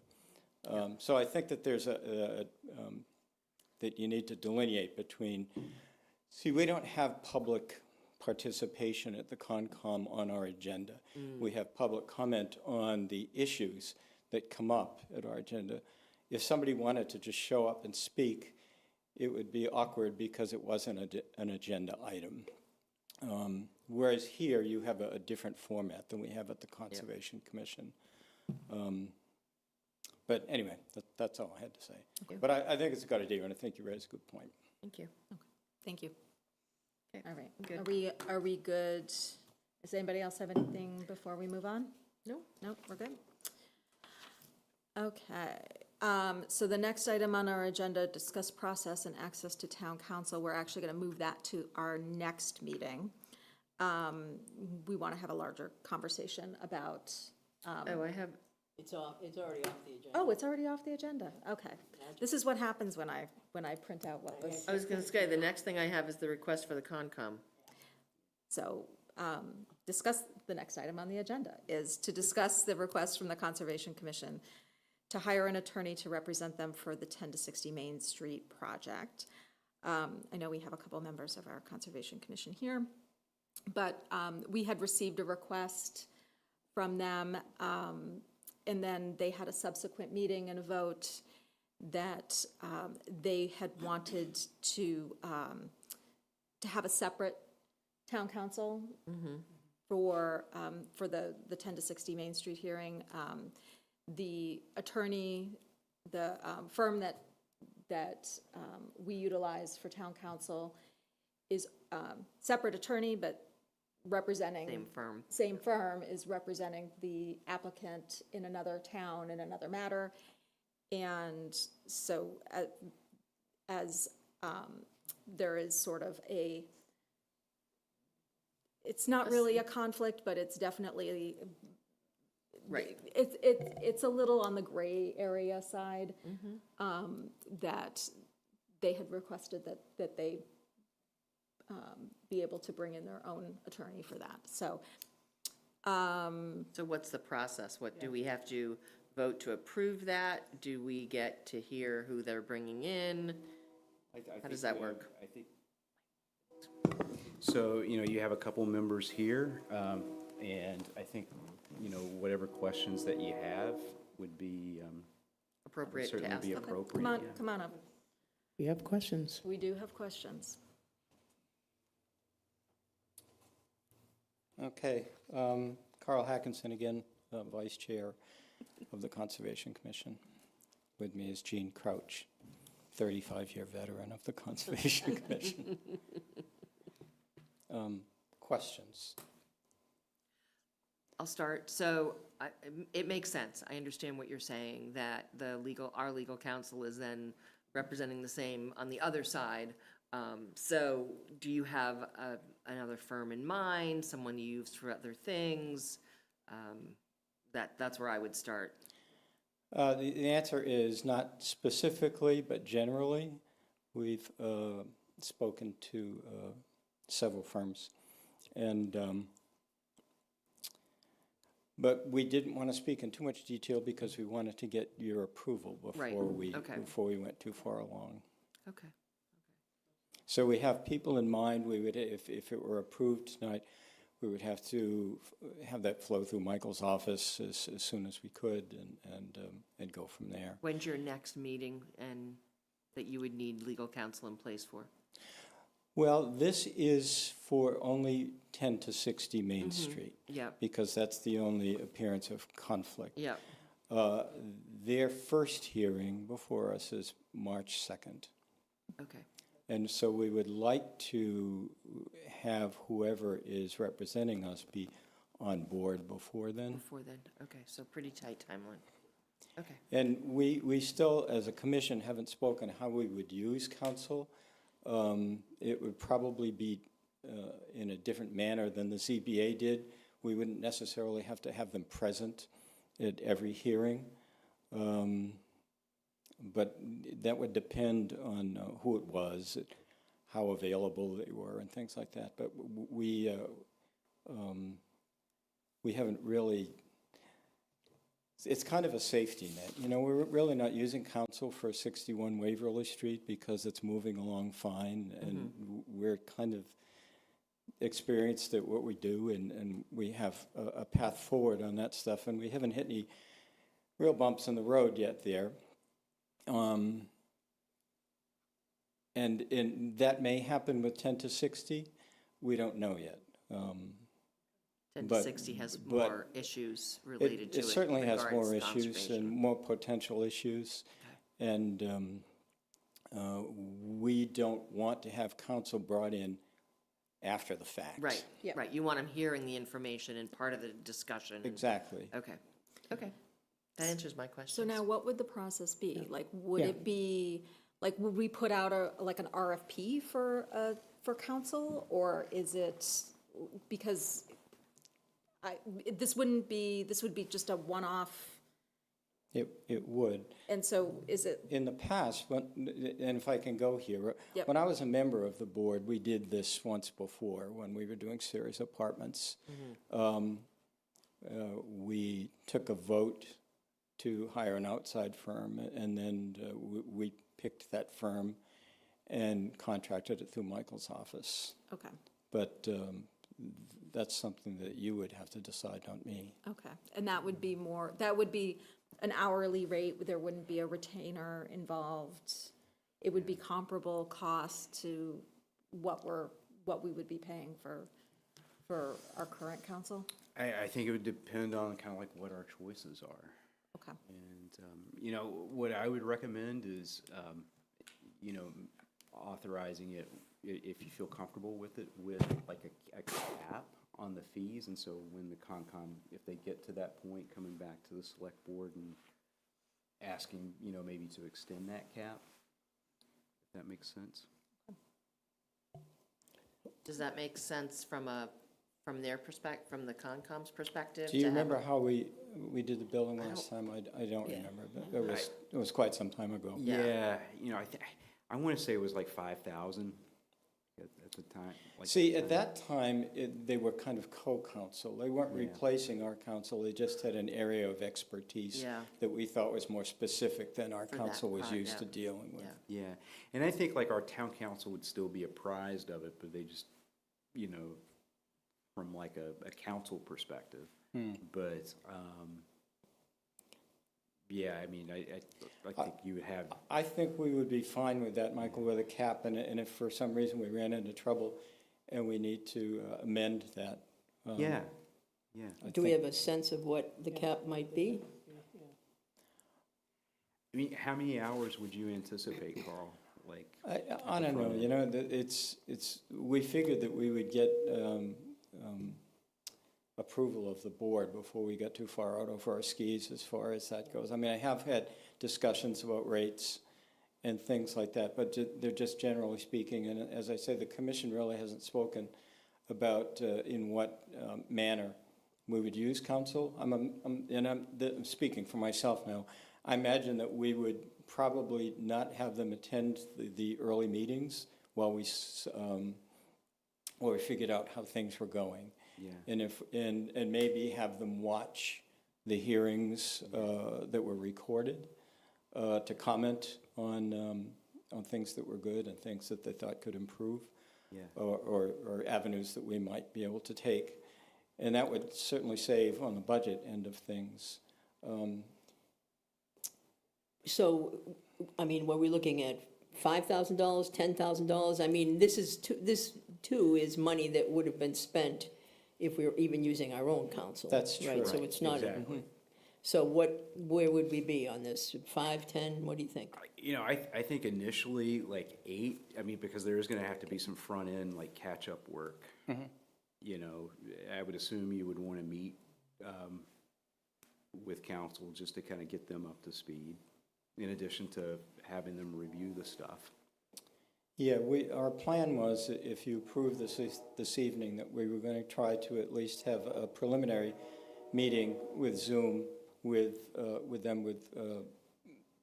Becca and Jean and myself and Greg Wantz, the chair, Okay. and see how that goes and see whether it's something that we were comfortable with. Okay.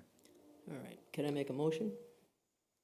Any other? Does anybody have any questions? The only thing I before would we- say is, I mean, you know, knowing what lawyers go for these days, you know, 20 hours at $250 is only $5,000. That's only 20 hours. And, you know, do we want to have to do something where they potentially have to come back?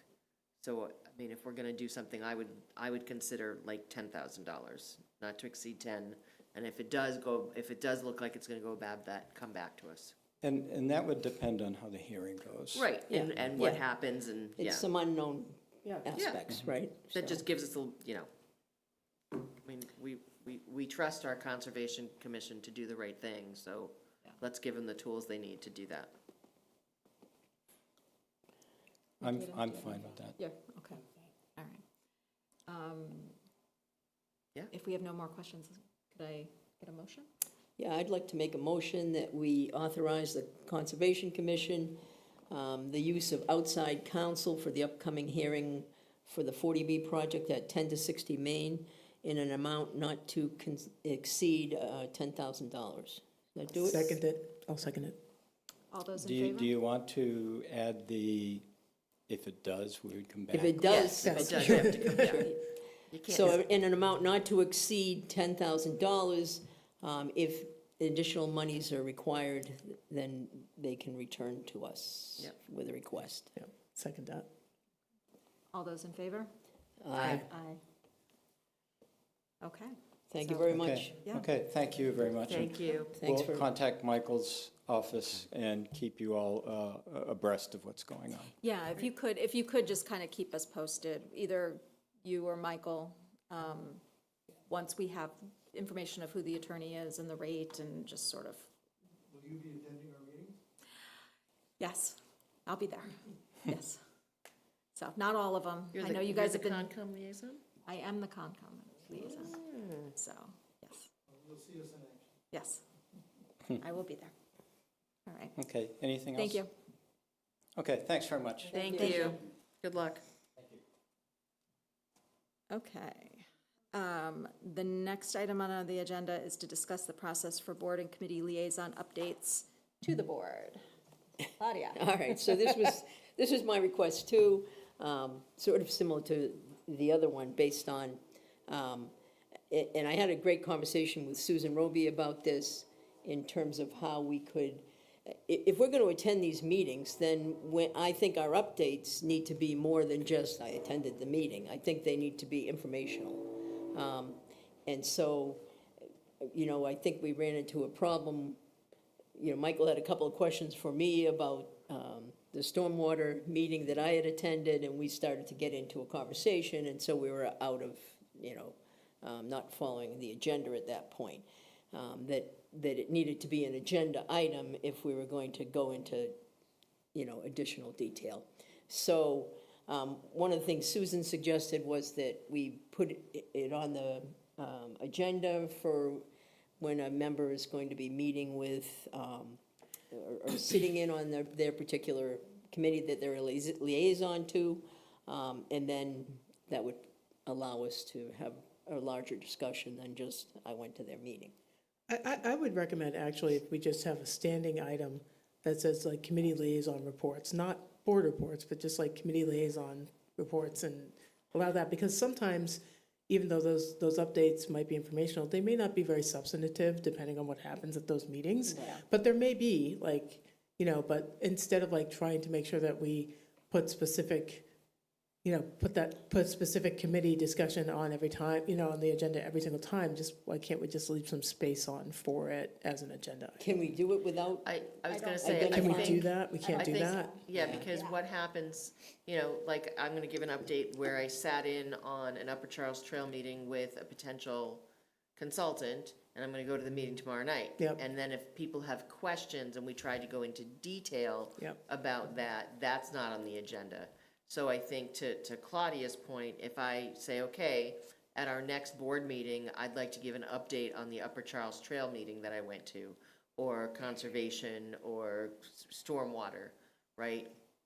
And I think we need to list the committee that we're updating on the agenda, so that if someone's interested in what's going on with that, they know that we're discussing it. And So so maybe maybe what Can't we we just list all the And then we can committees, have and then if discussion. there's an item, then we can do it? Just so, I'm just afraid that like if we don't put something easy, then if, like, let's say, and we could get into a scenario where I may have attended a historical commission meeting last night, and then we have a select board meeting tonight, but I didn't get a chance to put that specifically on the agenda, so I can't talk about it like in a So you timely could manner. say you went to the meeting, Yeah. and then ask to have, if you want to get into a discussion Yeah. where we have to discuss it, Right. it would have to get on the next meeting's agenda. So what I was thinking, because I agree with Makita, that it becomes really hard to, you know, get to the agenda in time and everything. So what I was thinking is maybe we could look at when these different committees meet and put the standing item for that particular committee on the agenda. And then if you do have something that you want to discuss, you can. If you don't, then you can just say, I think didn't go to that a makes meeting." sense to me, Claudia. I mean, just like, because we know when the meetings happen and the cadence, you can just take a look at the calendar. And yeah, because I am fearful that we'd kind of skip a cycle, and if we do need to talk about something, that might catch. Yeah, because, I that. mean, honestly, there's no point in our going to these meetings if We're not talking. we're We not talking about them, right? True. Why wouldn't you just like do a written report, like maybe every quarter, and that way you've got like a written record of? Because there's usually, as we've found in our last exchanges, people are asking questions for clarification, people want to know more information. I'd rather allow a discussion than just have a written paragraph. That's just like a report out. We're trying to kind of foster information exchange and In understanding. those cases, we could just use the minutes from the meetings, right? I mean, Right, so I think it's kind of like a different approach we're talking about, if I'm understanding Yeah. correctly. yeah, because when we were having a little discourse about that, I think it was an informative piece, I think, and it would have been more informative to the community to understand. You know, we were talking about some budget aspects of the two. So, ultimately, I think that's an important thing for people to understand or to hear, or, Yeah, I just don't know how many people watch the meetings. So I was just thinking. it doesn't matter. It's still, we put it out there. They either decide to watch it or not, but, I mean, at least if they're watching it, I know, who knows, but. It also provides the board, select board, to discuss and understand and ask questions in a public forum, so I think that's helpful. Or like, if there's an issue, like, let's say one of us is a new liaison to one of the committees, and maybe someone else has more experience working with that particular board, like that's helpful to the board itself. That helps us, and that helps us help the board that we're assigned to, too. I think that conversation is valuable for understanding, And engagement. And engagement, Just yeah. general board engagement. Yeah. So, am I understanding, so what we'll do is have a standing item on the agenda, committee updates, committee liaison updates, and then it would be our responsibility to make sure that we list the committees that we are, just put them on there. I mean, I guess one way to simplify it a little bit, maybe we only do it, we have 2 meetings a month. Maybe we do all of our committee updates at one meeting. No?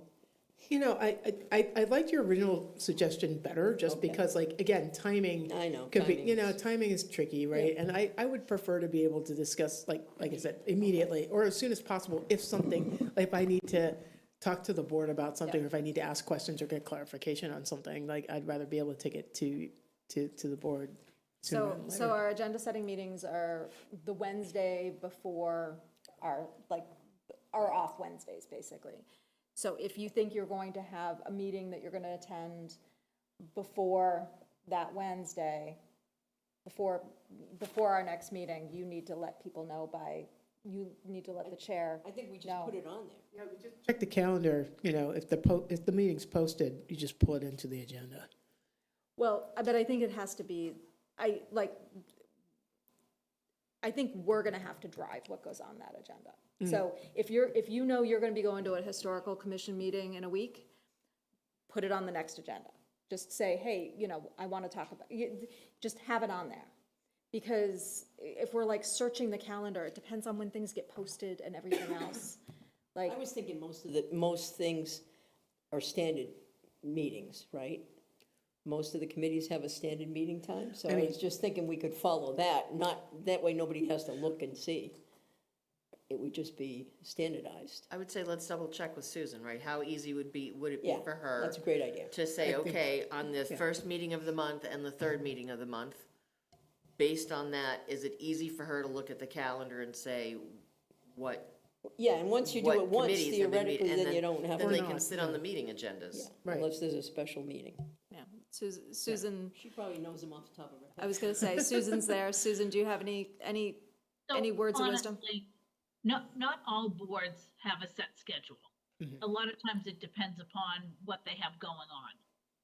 The other thing is, I don't know who sits on what group. So if I was going to put that Claudia was gonna update, I don't know what committee she is the. I don't think you need to put the Yeah. person. I think Yeah, I think what we're saying is just, Yeah, Yeah. no person needed, and there's a spreadsheet with all our names on it. So one of our meetings. if everybody sends me the group or the groups that have liaisons, I can then plug it into the tracker and we can go from there. perfect. I think it's on this, I'm gonna it's in share the it with you shared right drive. now. I'm gonna just share it with you. Okay. Thank You you. are already shared with, but that's fine. All right, and we'll see for our next meeting, like what that looks like and make adjustments. How's that sound? Great. Okay. Sounds good. All right. The next item on our agenda is to discuss the creation of the Comprehensive Plan Implementation Committee. Yolanda had written up a proposal. Did that get out to everybody? It's in the folder, yep. Okay. It's supposed to be in the folder. it's- It was in the, what I had printed Okay. out. Okay. I didn't see it in the backup on the meeting, the one that I printed up. Anyway, so basically I created a document based on the information from the comprehensive plan, the full comprehensive plan, and then based on discussion that we had had at the last comprehensive plan meetings as to what the implementation committee and advisory committee, whatever we want to call it, is going to be made of. And it's basically one select board member, one planning board member. It was recommended to have 2 to 4 members of the comprehensive plan committee, and then 3 to 4 at-large public. So it's the group would be 7 to 9, and then ideally a staff liaison. Maybe the staff liaison does not have to attend every meeting, but if there's things where we need to coordinate with staff, it would be, they would be part of that. So whether it's, someone assigned, and then they would have the conversation. I think it's important that we get this going. We have the plan. It got approved in November. We're already doing a lot of things in the plan, but I still think it's important to get this committee moving forward, figure out who's going to be on it, set their first meeting, and then just like we did with the comprehensive plan, we said the meeting is going to be this night every month. And I think, I would recommend that it's a monthly meeting the first 6 months, see where things go from there. But again, it's the committee that would decide how often they need to meet to start, and then the reporting tool, and working with, again, a staff liaison to move that forward and to manage that. Okay. Does anyone, Michael, do you have? Yeah, I think just, I was kind of looking through my notes, so like, what I had presented at the last comp plan meeting. So we could have somebody like attend quarterly. Yep. And check in. I think what would be really, really helpful is if the implementation committee like prioritized like Yes. the projects there. That would be really helpful in Yep, terms of. I think so too. Just kind of like, you know, what should we focus on, and what should the staff like be looking at trying to get done. And coordinate with stuff that's already happening, right? Some Right. of the stuff at the senior center are things that we heard about in the comprehensive plan. They wanted improvements for certain things, right? The focus that we're putting on the Upper Charles Trail are things that we heard about from the comprehensive plan. So, yeah, I think, so the question for us as a committee is who from our group would like to sit on that? And I'm very honestly, if no one else wants to do it, I'm willing to do it, because I think it's important. We spent all this time and energy and money creating this plan, and I don't want to see it sit on a shelf. I want to make sure we coordinate it so that it works with the work that we're already doing to see if we get some stuff completed. Does anybody else have any thoughts? I mean, Yolanda, do you want to be the select board liaison to this? Honestly, I go back and forth. I just wanted to get some clarity on that. I mean, like I said, I go back and forth, but I am committed enough to this that I think it's something that I want to see move forward. And I think for myself and for my personal schedule, it's a meeting schedule that I could handle. So I think it's, unless someone else really wants to do it, if someone else says, you know what, I didn't get to work on the plan, but I want to help move this forward, I would step aside, but. You sound so eager. Another question. I'm just saying. Thank you for clarifying that, I think, but. I mean, if someone else is like, you know what, I really want to do this, No, then. that's fair, I get it.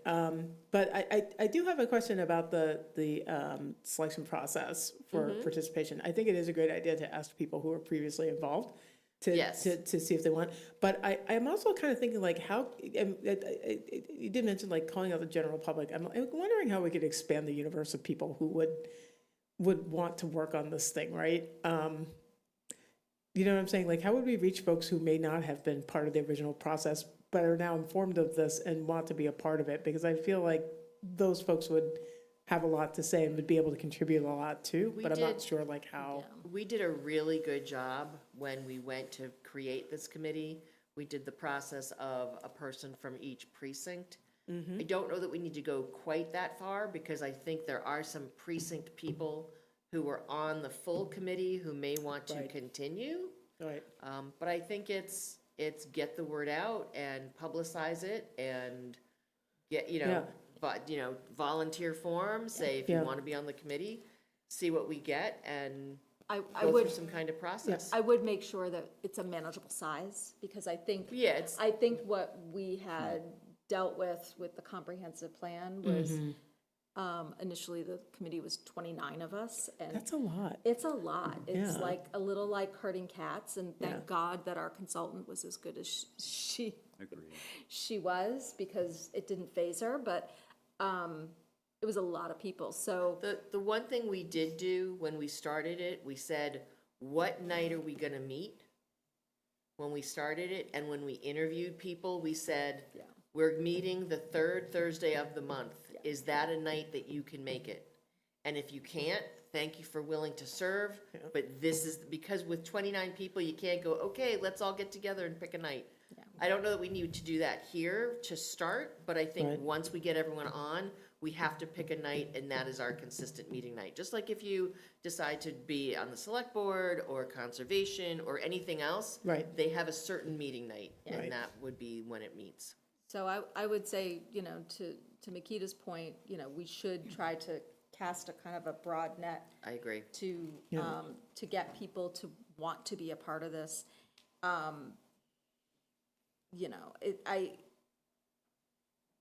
I think there will be some new people that want to be a part of it.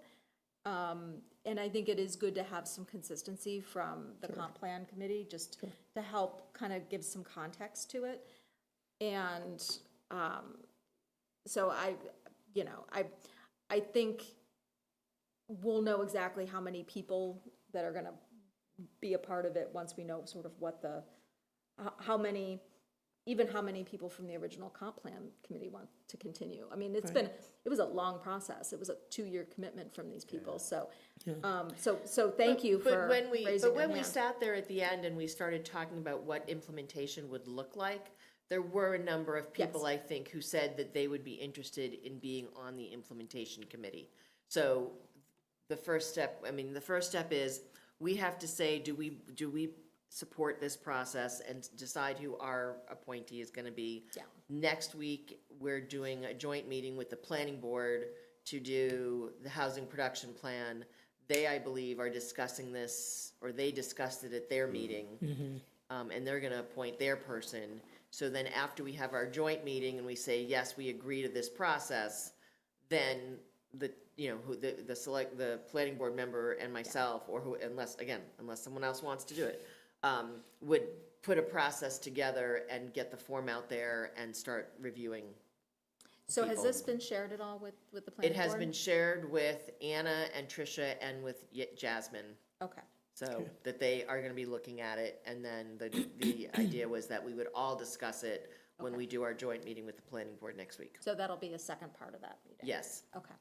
Yeah. I would also just recommend as this comes together, you've identified some of the key responsibilities of the committee. I think when you're recruiting, you might want to make it clear, or you may want to look at a structure where, people will have to understand that they're going to have to either pick 1 or 2 specific initiatives that they're going to be responsible for working on, or something like that, to let people know that, this isn't one of these committees where you're just going to sit around and do Right, I whatever. mean, Not like yeah. there are any committees like that, but that we have, but this is a committee that you've got deliverables, you've got the timeline, you've got stuff to do, and if you have a specific interest in one of these key responsibility areas, that might actually also make it more attractive for certain people to volunteer or lend their time and talent, because if they know what you're looking for specifically to do on the committee, that might attract.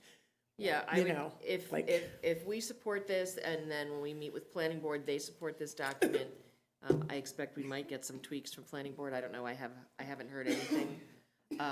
Would be then that we would get this out we would ask Michael to share it, maybe link it on through his newsletter and onto the website as we're looking for people, and then, put it out there for a little bit to decide to allow people to apply, and then start the process. So is this a joint, it's gonna be a joint appointment for this committee?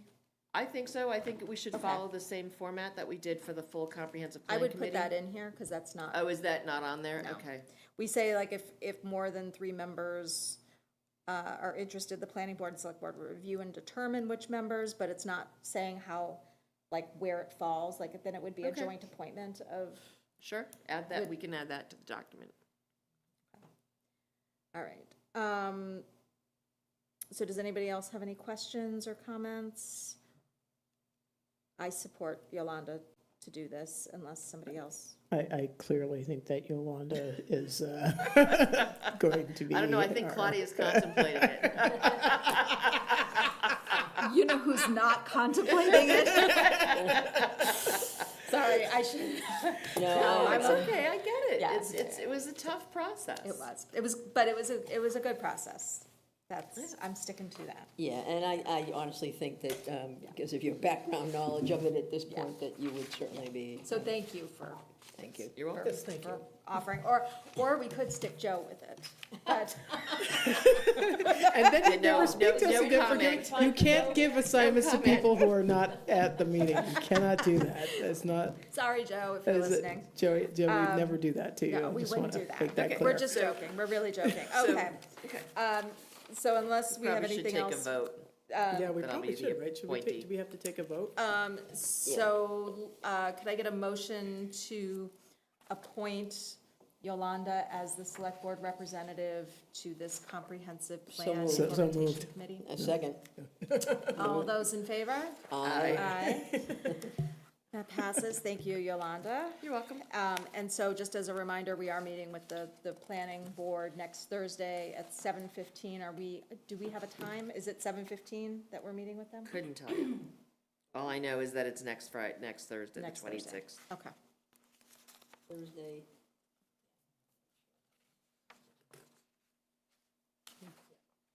Okay. All right. Susan, Michael, if somebody can just let us know if we're gonna be at the front end of that meeting, just hopefully, just let us know the time. That would be great.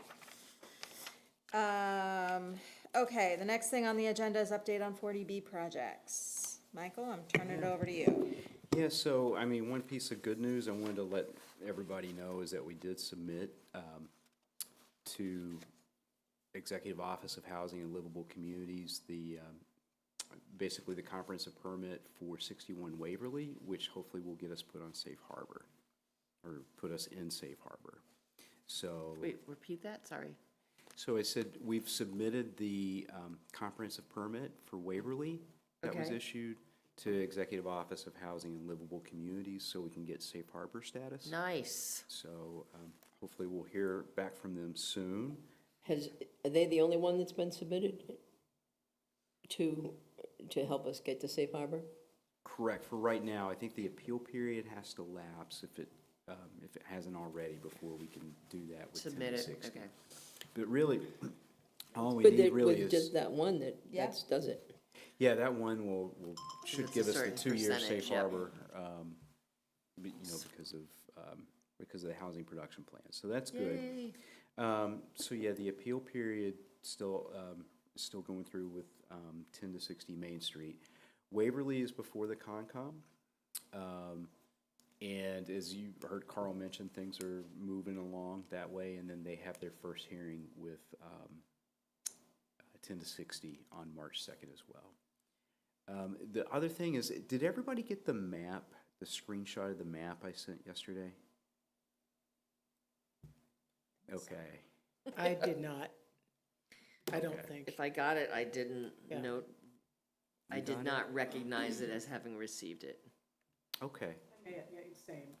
Yeah, so it's basically a revised bus route from the MWRTA. Oh, yeah, that I That's got. right, yeah, I saw that. Yeah, I saw so I did talk to Jim Nee, Executive Director, and they're going through a route reconfiguration plan. And Right. so one of the things that they're looking at doing is actually having their bus now go along Waverly and actually come into downtown, go past 10 to 60 Main, and then go towards the train station, and then circle back. So I know we wanted more public transportation options coming out of 1060 just to facilitate getting to the train and not having to use a car. So hopefully that'll help a bit. Sorry, I was looking Yeah. for it, and then I saw the email about the $500,000 grant that Doug mentioned, and I'm like, what? What grant? So it was a Yes. complete streets grant. That's great. Yeah. Thank you, thank Yeah. you. So that's what I have on the 40B process, and obviously we just talked to Carl Yep. and Concom today. Wait. Does anybody have any questions on 40B before we move on? No, I'm being distracted by the new the bike lane Okay, at that intersection. okay. Did we have any luck getting the developer at 61 Waverly to put sidewalks in on their side of the street? Don't believe so. No? don't believe so. Really? No. They've agreed to replace the The culvert. culvert. Right. Yeah, That's too bad. yeah. Okay. Okay, the next item on our agenda is discuss legislative earmark requests. We had a meeting with Representative Jack Lewis and Dennis and Jess from Senate President Karen Spilka's office last Friday. And they are in the middle of the budget process. And while they said that there is literally no guarantees about anything this year, which is kind of a sad state of affairs, they did ask if we wanted to put together a sort of a short list of things that very specific items that we needed potentially for earmarks that they could advocate for from both the Senate and the House side. Concrete ones. Concrete. That's what we were told, so. So, Concrete list. a concrete list. Meaning, something tangible, no programs. So like more a sidewalk from Public Infrastructure. Safety Building all the way to Waverly Street to Framingham. I don't think we can get all of that covered, they said, what, 2? Yeah, they were talking about like 200,000 is Yeah. kind of like I mean, it's not gonna be a big Yeah. project. I would suggest, some of the current projects that we have going on, maybe that we are planning with additional fund, or with actual taxpayer funds, maybe looking at a way to get an earmark for those, and then that way that money gets freed up that's being used in the general fund, that money gets freed up for other things. What about on the school side? Because I know that there's conversations about capital on the school side. Is there anything that we could add to that list? That would be a concrete need? For sure. I don't have a list of exact ones. Yeah. But, and I think they're all, the ones I know of are more than like the 200K, but I can see if there's like a funding plan where that would be a piece of it, where that could be a piece of it. I know that the fields always come up, right? For sure. But I know that one thing that came up a couple of times to me the last year was the gym floor at the middle school. Oh, the big gym at the middle school. That it's gotten to the point where it's not safe for It's not basketball. I don't safe. know what that would cost, but that might be worth That would asking. think actually that's- be a great project. A really Yeah. great idea. So you're talking infrastructure, Yeah. right? Are there any short sidewalk areas that, No, and like I said, I think adding on like another project would be difficult, but if you wanted to add some money for like Upper Charles Trail, there's, we certainly, got plenty of things going on. right, if they wanted to add to that, that would be helpful. But I can also get a list from Jim too. Yeah. So maybe what we'll do is do you want to put together a short list? Have Jim put together his list, and then we can review it at the next meeting and then get it over to, That makes sense. You want me to specifically ask middle school gym floor? Well, just that was one that was raised at me. Okay. Several people raised it to me last year. Yeah, And so I don't And know it's still an issue. how much it was. I don't remember. I think there might have been a number floating around, but I don't have it's any idea what it definitely a was. safety hazard over It's there. definitely, yeah. it's Like, safety it's not issue. even Yeah, Yeah. it needs to be replaced. So, I think that would be, because it has safety implications, I would think it would be Yeah. sort of high on my list of. Yeah, I would agree with you, Claudia. okay. Okay, so we'll look at it next meeting, okay. Moving on to our consent agenda, could I get a motion to approve the consent agenda? So moved? All those in favor? Aye. Okay. Moving on to town manager reports. So the first item that we have is the community center improvement project update. Yeah, Catherine, do you want to just give an update on that? Yes, so the food pantry moved on 2/5 and 2/6, and so that went really well. We had a great group of volunteers and staff who moved the food pantry over in about 2.5, 3 hours, maybe. Everything was all put away. It was Yeah, how really many great. volunteers and staff do we Oh have? my We had a goodness. bunch of volunteers. That place was filled. I want to say 30. Yeah. Yeah, so that was really great. So thank you to everyone who came out to help. That was definitely a group effort. And on last week, so that was the week, I believe, of 2/9, the organization of the recreation storage space started, and that will continue. The construction bids are due on the 19th, which is tomorrow, and that's about it. So for the food pantry changeover now to the police substation, is there all of the typical patrons that would come to the community center? Have you seen the same level of people? And more. And more, Yeah, okay. so Because that was there's- gonna be my question, was like whether or not it was, Yeah, so there were. If people found it or not. yes. Yeah. There was so- a lot of publicity about it. Yes, and then people just, in that general area didn't know we existed, which is great. So they found us, which is awesome. That is Yeah. really awesome. Yeah, a lot of stuff going on there. Did we finish, Catherine? Yes. Okay. So before I get to the YMCA, I did just want to address, the 500,000, Yolanda, that you'd mentioned Yeah. and Doug mentioned. So we were notified yesterday, and I believe I passed it along, that we were awarded $500,000 in a complete streets grant for the work at Fountain and 135. Yeah. So, which includes sidewalks, crosswalks, new traffic signals. So that's in conjunction with the water work that we just did, as well as, the repaving and everything that we'll do, as Doug mentioned today. So, we did have that money approved, that would come out of capital, but I think that's a good example of, even though we have the funding, through the general fund, we still try to take advantage of opportunities to get, grant funds or, have somebody else pay for it, essentially. Yep, bring those tax dollars back. And we try. And then, so congratulations, I know Doug highlighted Becca Navarro. She was really key on that. Yeah, that'll make a huge difference to that intersection. Because it's just, it's, you see kids darting across the street because there's no crosswalks, there's no, like, it's tough. Yeah, it's a tough. Yeah. Well, Makila, it's. Yeah. So, Michael, real quick, regarding complete streets, we did a complete streets plan 6 years ago, It was a while ago. 7 years ago. And I know, it's great that we were able to apply for this.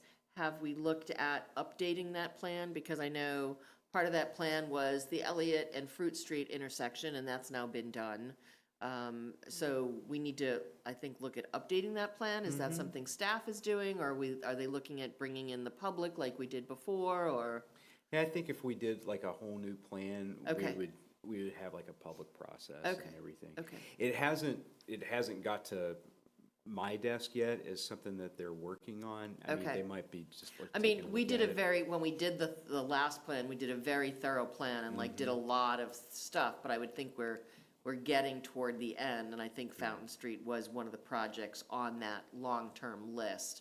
But I would think that we may need to just take another look at it and see, with some new neighborhoods and some different sizes, and now that 126 is just about done, is there, what's the next step from there? Yeah, dude, Green helped us with that Yeah, one, right? Green helped it with was that, Green. yeah.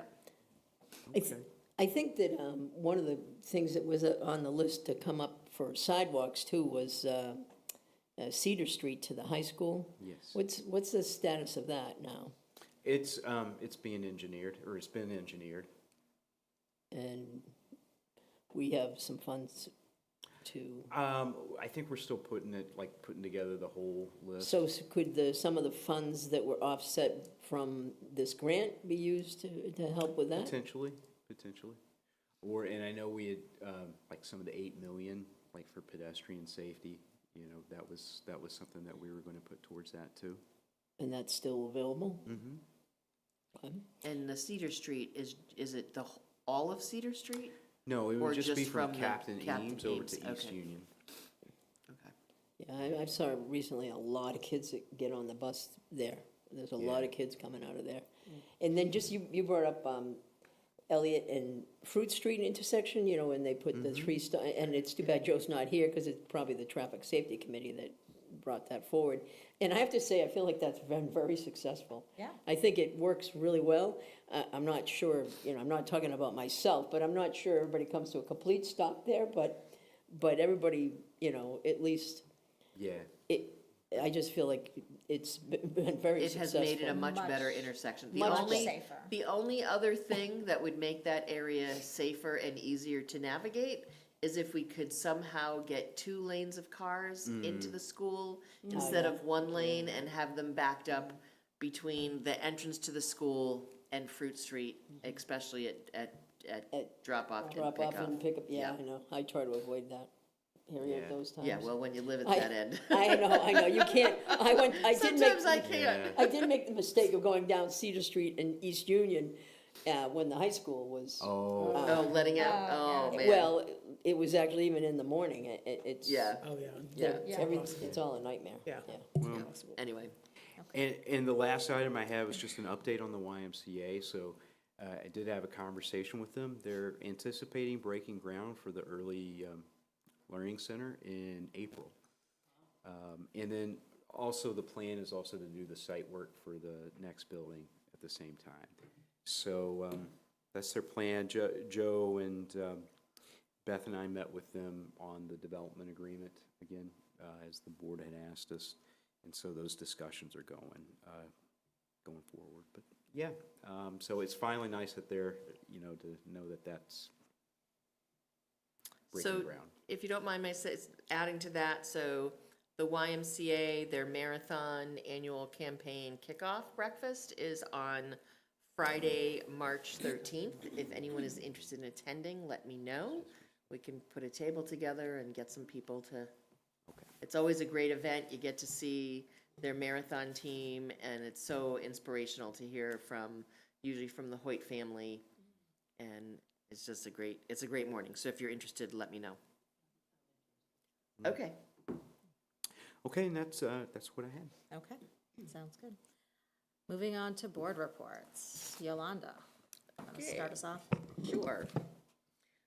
So 2 weeks ago now, I sat in on a conversation meeting with Fuss & O'Neill, which is the consultant we're looking at hiring to help do the general 25% design of the full length of the trail from the Framingham-Sherborne line to Hopkinton line, and then potentially with them also, I'm sorry, let me step back, to sort of do a feasibility of the whole thing, and then potentially try to get to 25% design on part of it, and then either do that through the tip or some other way to fund the actual construction.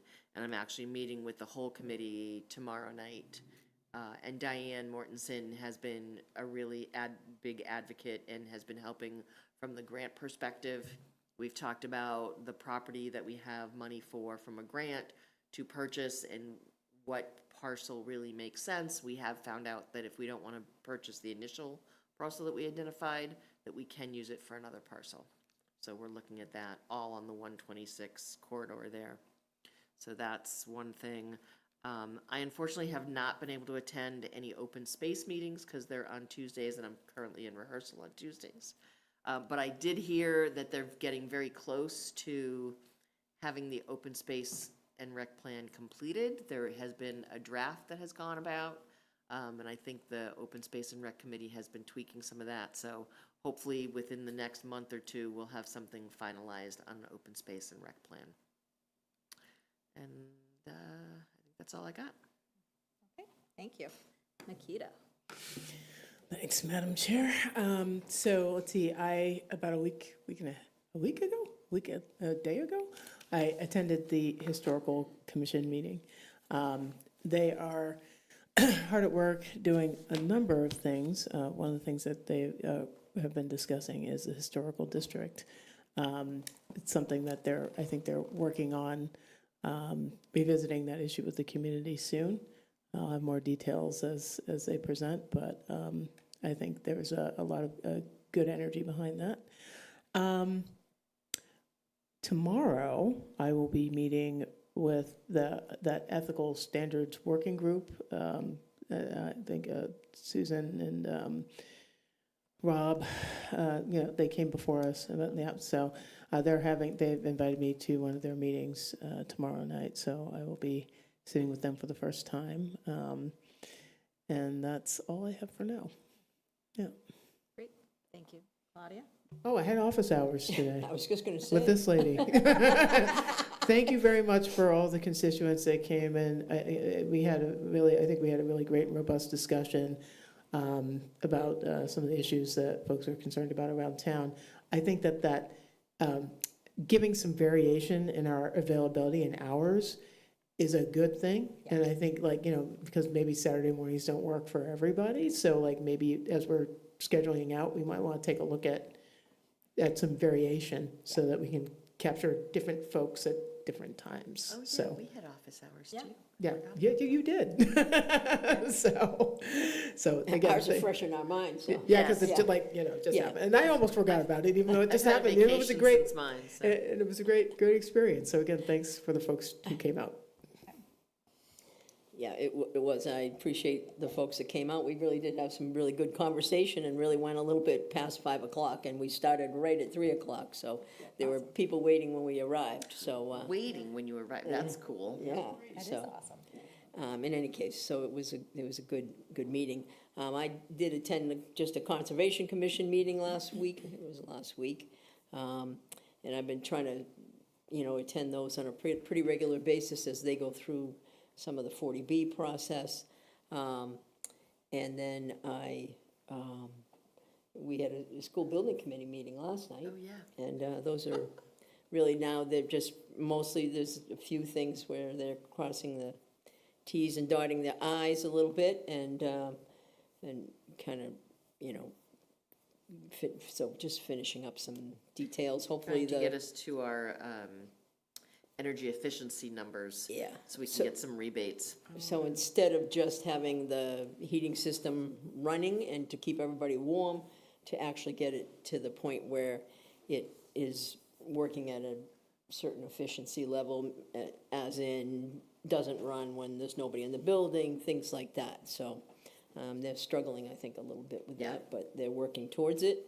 And then I guess that's it for me. Thank you. Can I just add two things? Yep. I just wanted to recognize 2 community groups in town that have been doing a great work this February. The first is Ashland is United. They've been doing an incredible series on Black History Month and just a lot of great emails just listing off folks that, some of us know, some of us don't, but, subscribing to their emails and them celebrating Black History Month has been really great. I also want to shout out Area, who had a very successful event at Danforth, I think last Monday, or this Monday, celebrating Black History Month as well. So I just wanted to recognize those folks and recognizing Black History Month and bringing the community together and celebrating us all by getting us to learn about each other's cultures and heritage. So just wanted to throw that in. Thanks. Thank you for that. Okay, I got a couple things, but not too much. We were talking about the library with office hours. So Yolanda and I were at the library the first Saturday of February during their book sale. So we had a table right next to the Friends, and we caught all sorts of people back and forth between the children's room and the book sale, and it was a lousy, horrible, bad weather day. It was really awful, but we got quite a bit of people. Quite a few. Yeah. Good conversations. Yeah. So a lot of conversation about budgets, obviously that's on people's minds. I would suggest, so one of the things that we kind of sort of figured out, we had our office hours were 9 to 11, and we stayed until noon because the book sale doesn't start till 9:30, and people really didn't get there till 10. Like, it wasn't, the first hour wasn't really as productive, so I would suggest that we adjust the office hours at the library, because we're gonna continue to do the first Saturday of every month, because it's, coincides with the book sale. I would suggest 10 to 12 instead of 9 to 11, yeah. because I think it's just more people are out. Yeah. So, It was also like a program that started at 10:30 and something else that started at 11, and so we got the parents going in and out of that, and, yeah. yeah, they do a lot of programming on Saturday on mornings. And Saturday kids, morning. you know, and parents really want a great place to take their kids, and that the library is. Especially in the winter, right? Yeah, Yeah. exactly. Oh, yeah. So. That's smart, shifting your hours so we can get Yep. more citizen involvement. Yeah, so I'll send out like a reminder and a message. I don't remember exactly who's doing the office hours for the next we- I round. think Joe is. I think I Okay. saw Joe's name on Okay, there. okay. How far are we scheduled out for office hours right now? I think it is, April? so March, through April. I April? think it's through April. Okay, And I think we had planned on the same cadence. If we want to change that, if you think that Wednesday afternoons are still good, if you think that we want to try a different day of the week. Okay. Or other locations? maybe. Dolce is, the good thing about Dolce is that there's like space Yeah. and it's easy. I mean, not easy, it's, Right. you still have to park and walk, but it's not really that, They also have extended hours too, so, they're open late afternoon, yeah. Yeah. which is I good. mean, maybe I might do if somebody was interested in a bagel table, like 11 to 1 or something, and try to catch Yeah. people who are coming in for lunch, if anybody has availability for that. Yeah, maybe. Good, depending on the day, Yeah. might be able to sneak out for that. Yeah, I mean, I would almost say, like, if it's the bagel table, because certain days of the week are really, like, I had a conversation with Ed, and some days are just really dead there during the week. Oh, But maybe so we should do it on those days. Yeah, because maybe it'll bring somebody in. Yeah, to Or bring people in, yeah. you could do that, or I was gonna say, like, plan for like a Friday or something when more people might be Yeah. around or something like that. So, if Not- you guys, Not that we're a huge draw, but I'm just like, if it would help for us to come in the on a day celebrity, that's, the celebrity select board members. whatever would work for bagel table. But I like Yeah. the idea of like kind of looking at a couple different locations too, but I like Dolce a lot as well, so, Okay. Yeah, it is nice. So do you guys, do we want to, what do we want to plan for March? Because we'll ask Clara, our communications person, to put together another flyer for March, because we had both dates listed on there, which I think was good. yeah. So that would be March 4th would be the next Wednesday? March, March 4th is the next no. Wednesday, so it And would be, March March 7th would be Saturday. the The Saturday, Saturday and for the the- book sale, and then we would look to do something the week of the 15th. Oh, got it, yeah. Oh, I The see third what you're saying. Yeah. I think that makes sense. So the Do week we- of the 15th, is that, no, I'm way ahead of myself. That's St. here. Patrick's Day on The Tuesday. 17th is So- St. Patrick's Day. Excellent. The 8th, no, that's okay. But we might not get well, I don't know, we might get people on St. Patrick, that's a Tuesday though. That Wednesday, the 18th, Yeah. or that Friday, the 20th.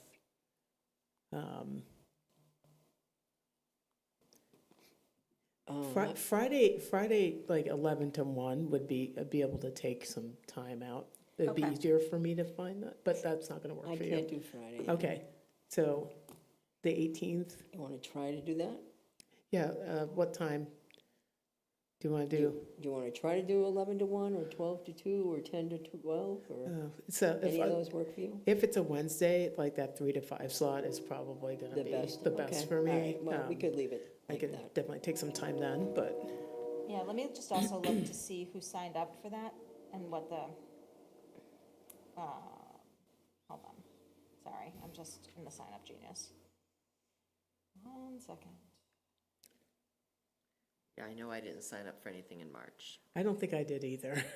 So, I don't think I did either. yeah, sorry. So. I think I looked at the March library and it was already 7th, signed up The for. library is Joe and Makita. Oh, did I sign up for Yeah. that? Yeah, I did. That's right. I did. And no one has signed up for the select board hours at Dolce, so it's free game. I'm happy to make a repeat appearance on the 18th, but if somebody else wants to do the 18th, is, you know, I have issues trying to get, like, I'm in the city, yeah, I Wednesdays, guess, but- Wednesdays, yeah. but I could potentially do a Friday. If we wanted to change that to Friday. Or Yolanda, you want to do Friday the 20th. do Wednesday afternoon with me? I can't that Okay. week, those 2 weeks I'm performing and Okay, still trying to work, and yeah, so yeah, I get it. I can't. I get it. If you shift, you can't do Friday of that week, right, Claudia? Yeah, Yeah. I mean, would folks look at maybe the following week so that maybe schedules would jibe, like could Claudia and so Brandy. Fridays, I have my youngest grandson. So, I mean, I could bring him and have lunch with him at That's bagel table, no, but that's I'm not sure it impossible. would No, be like, you can't very do that. productive, you Yeah. know? maybe you guys could look at the,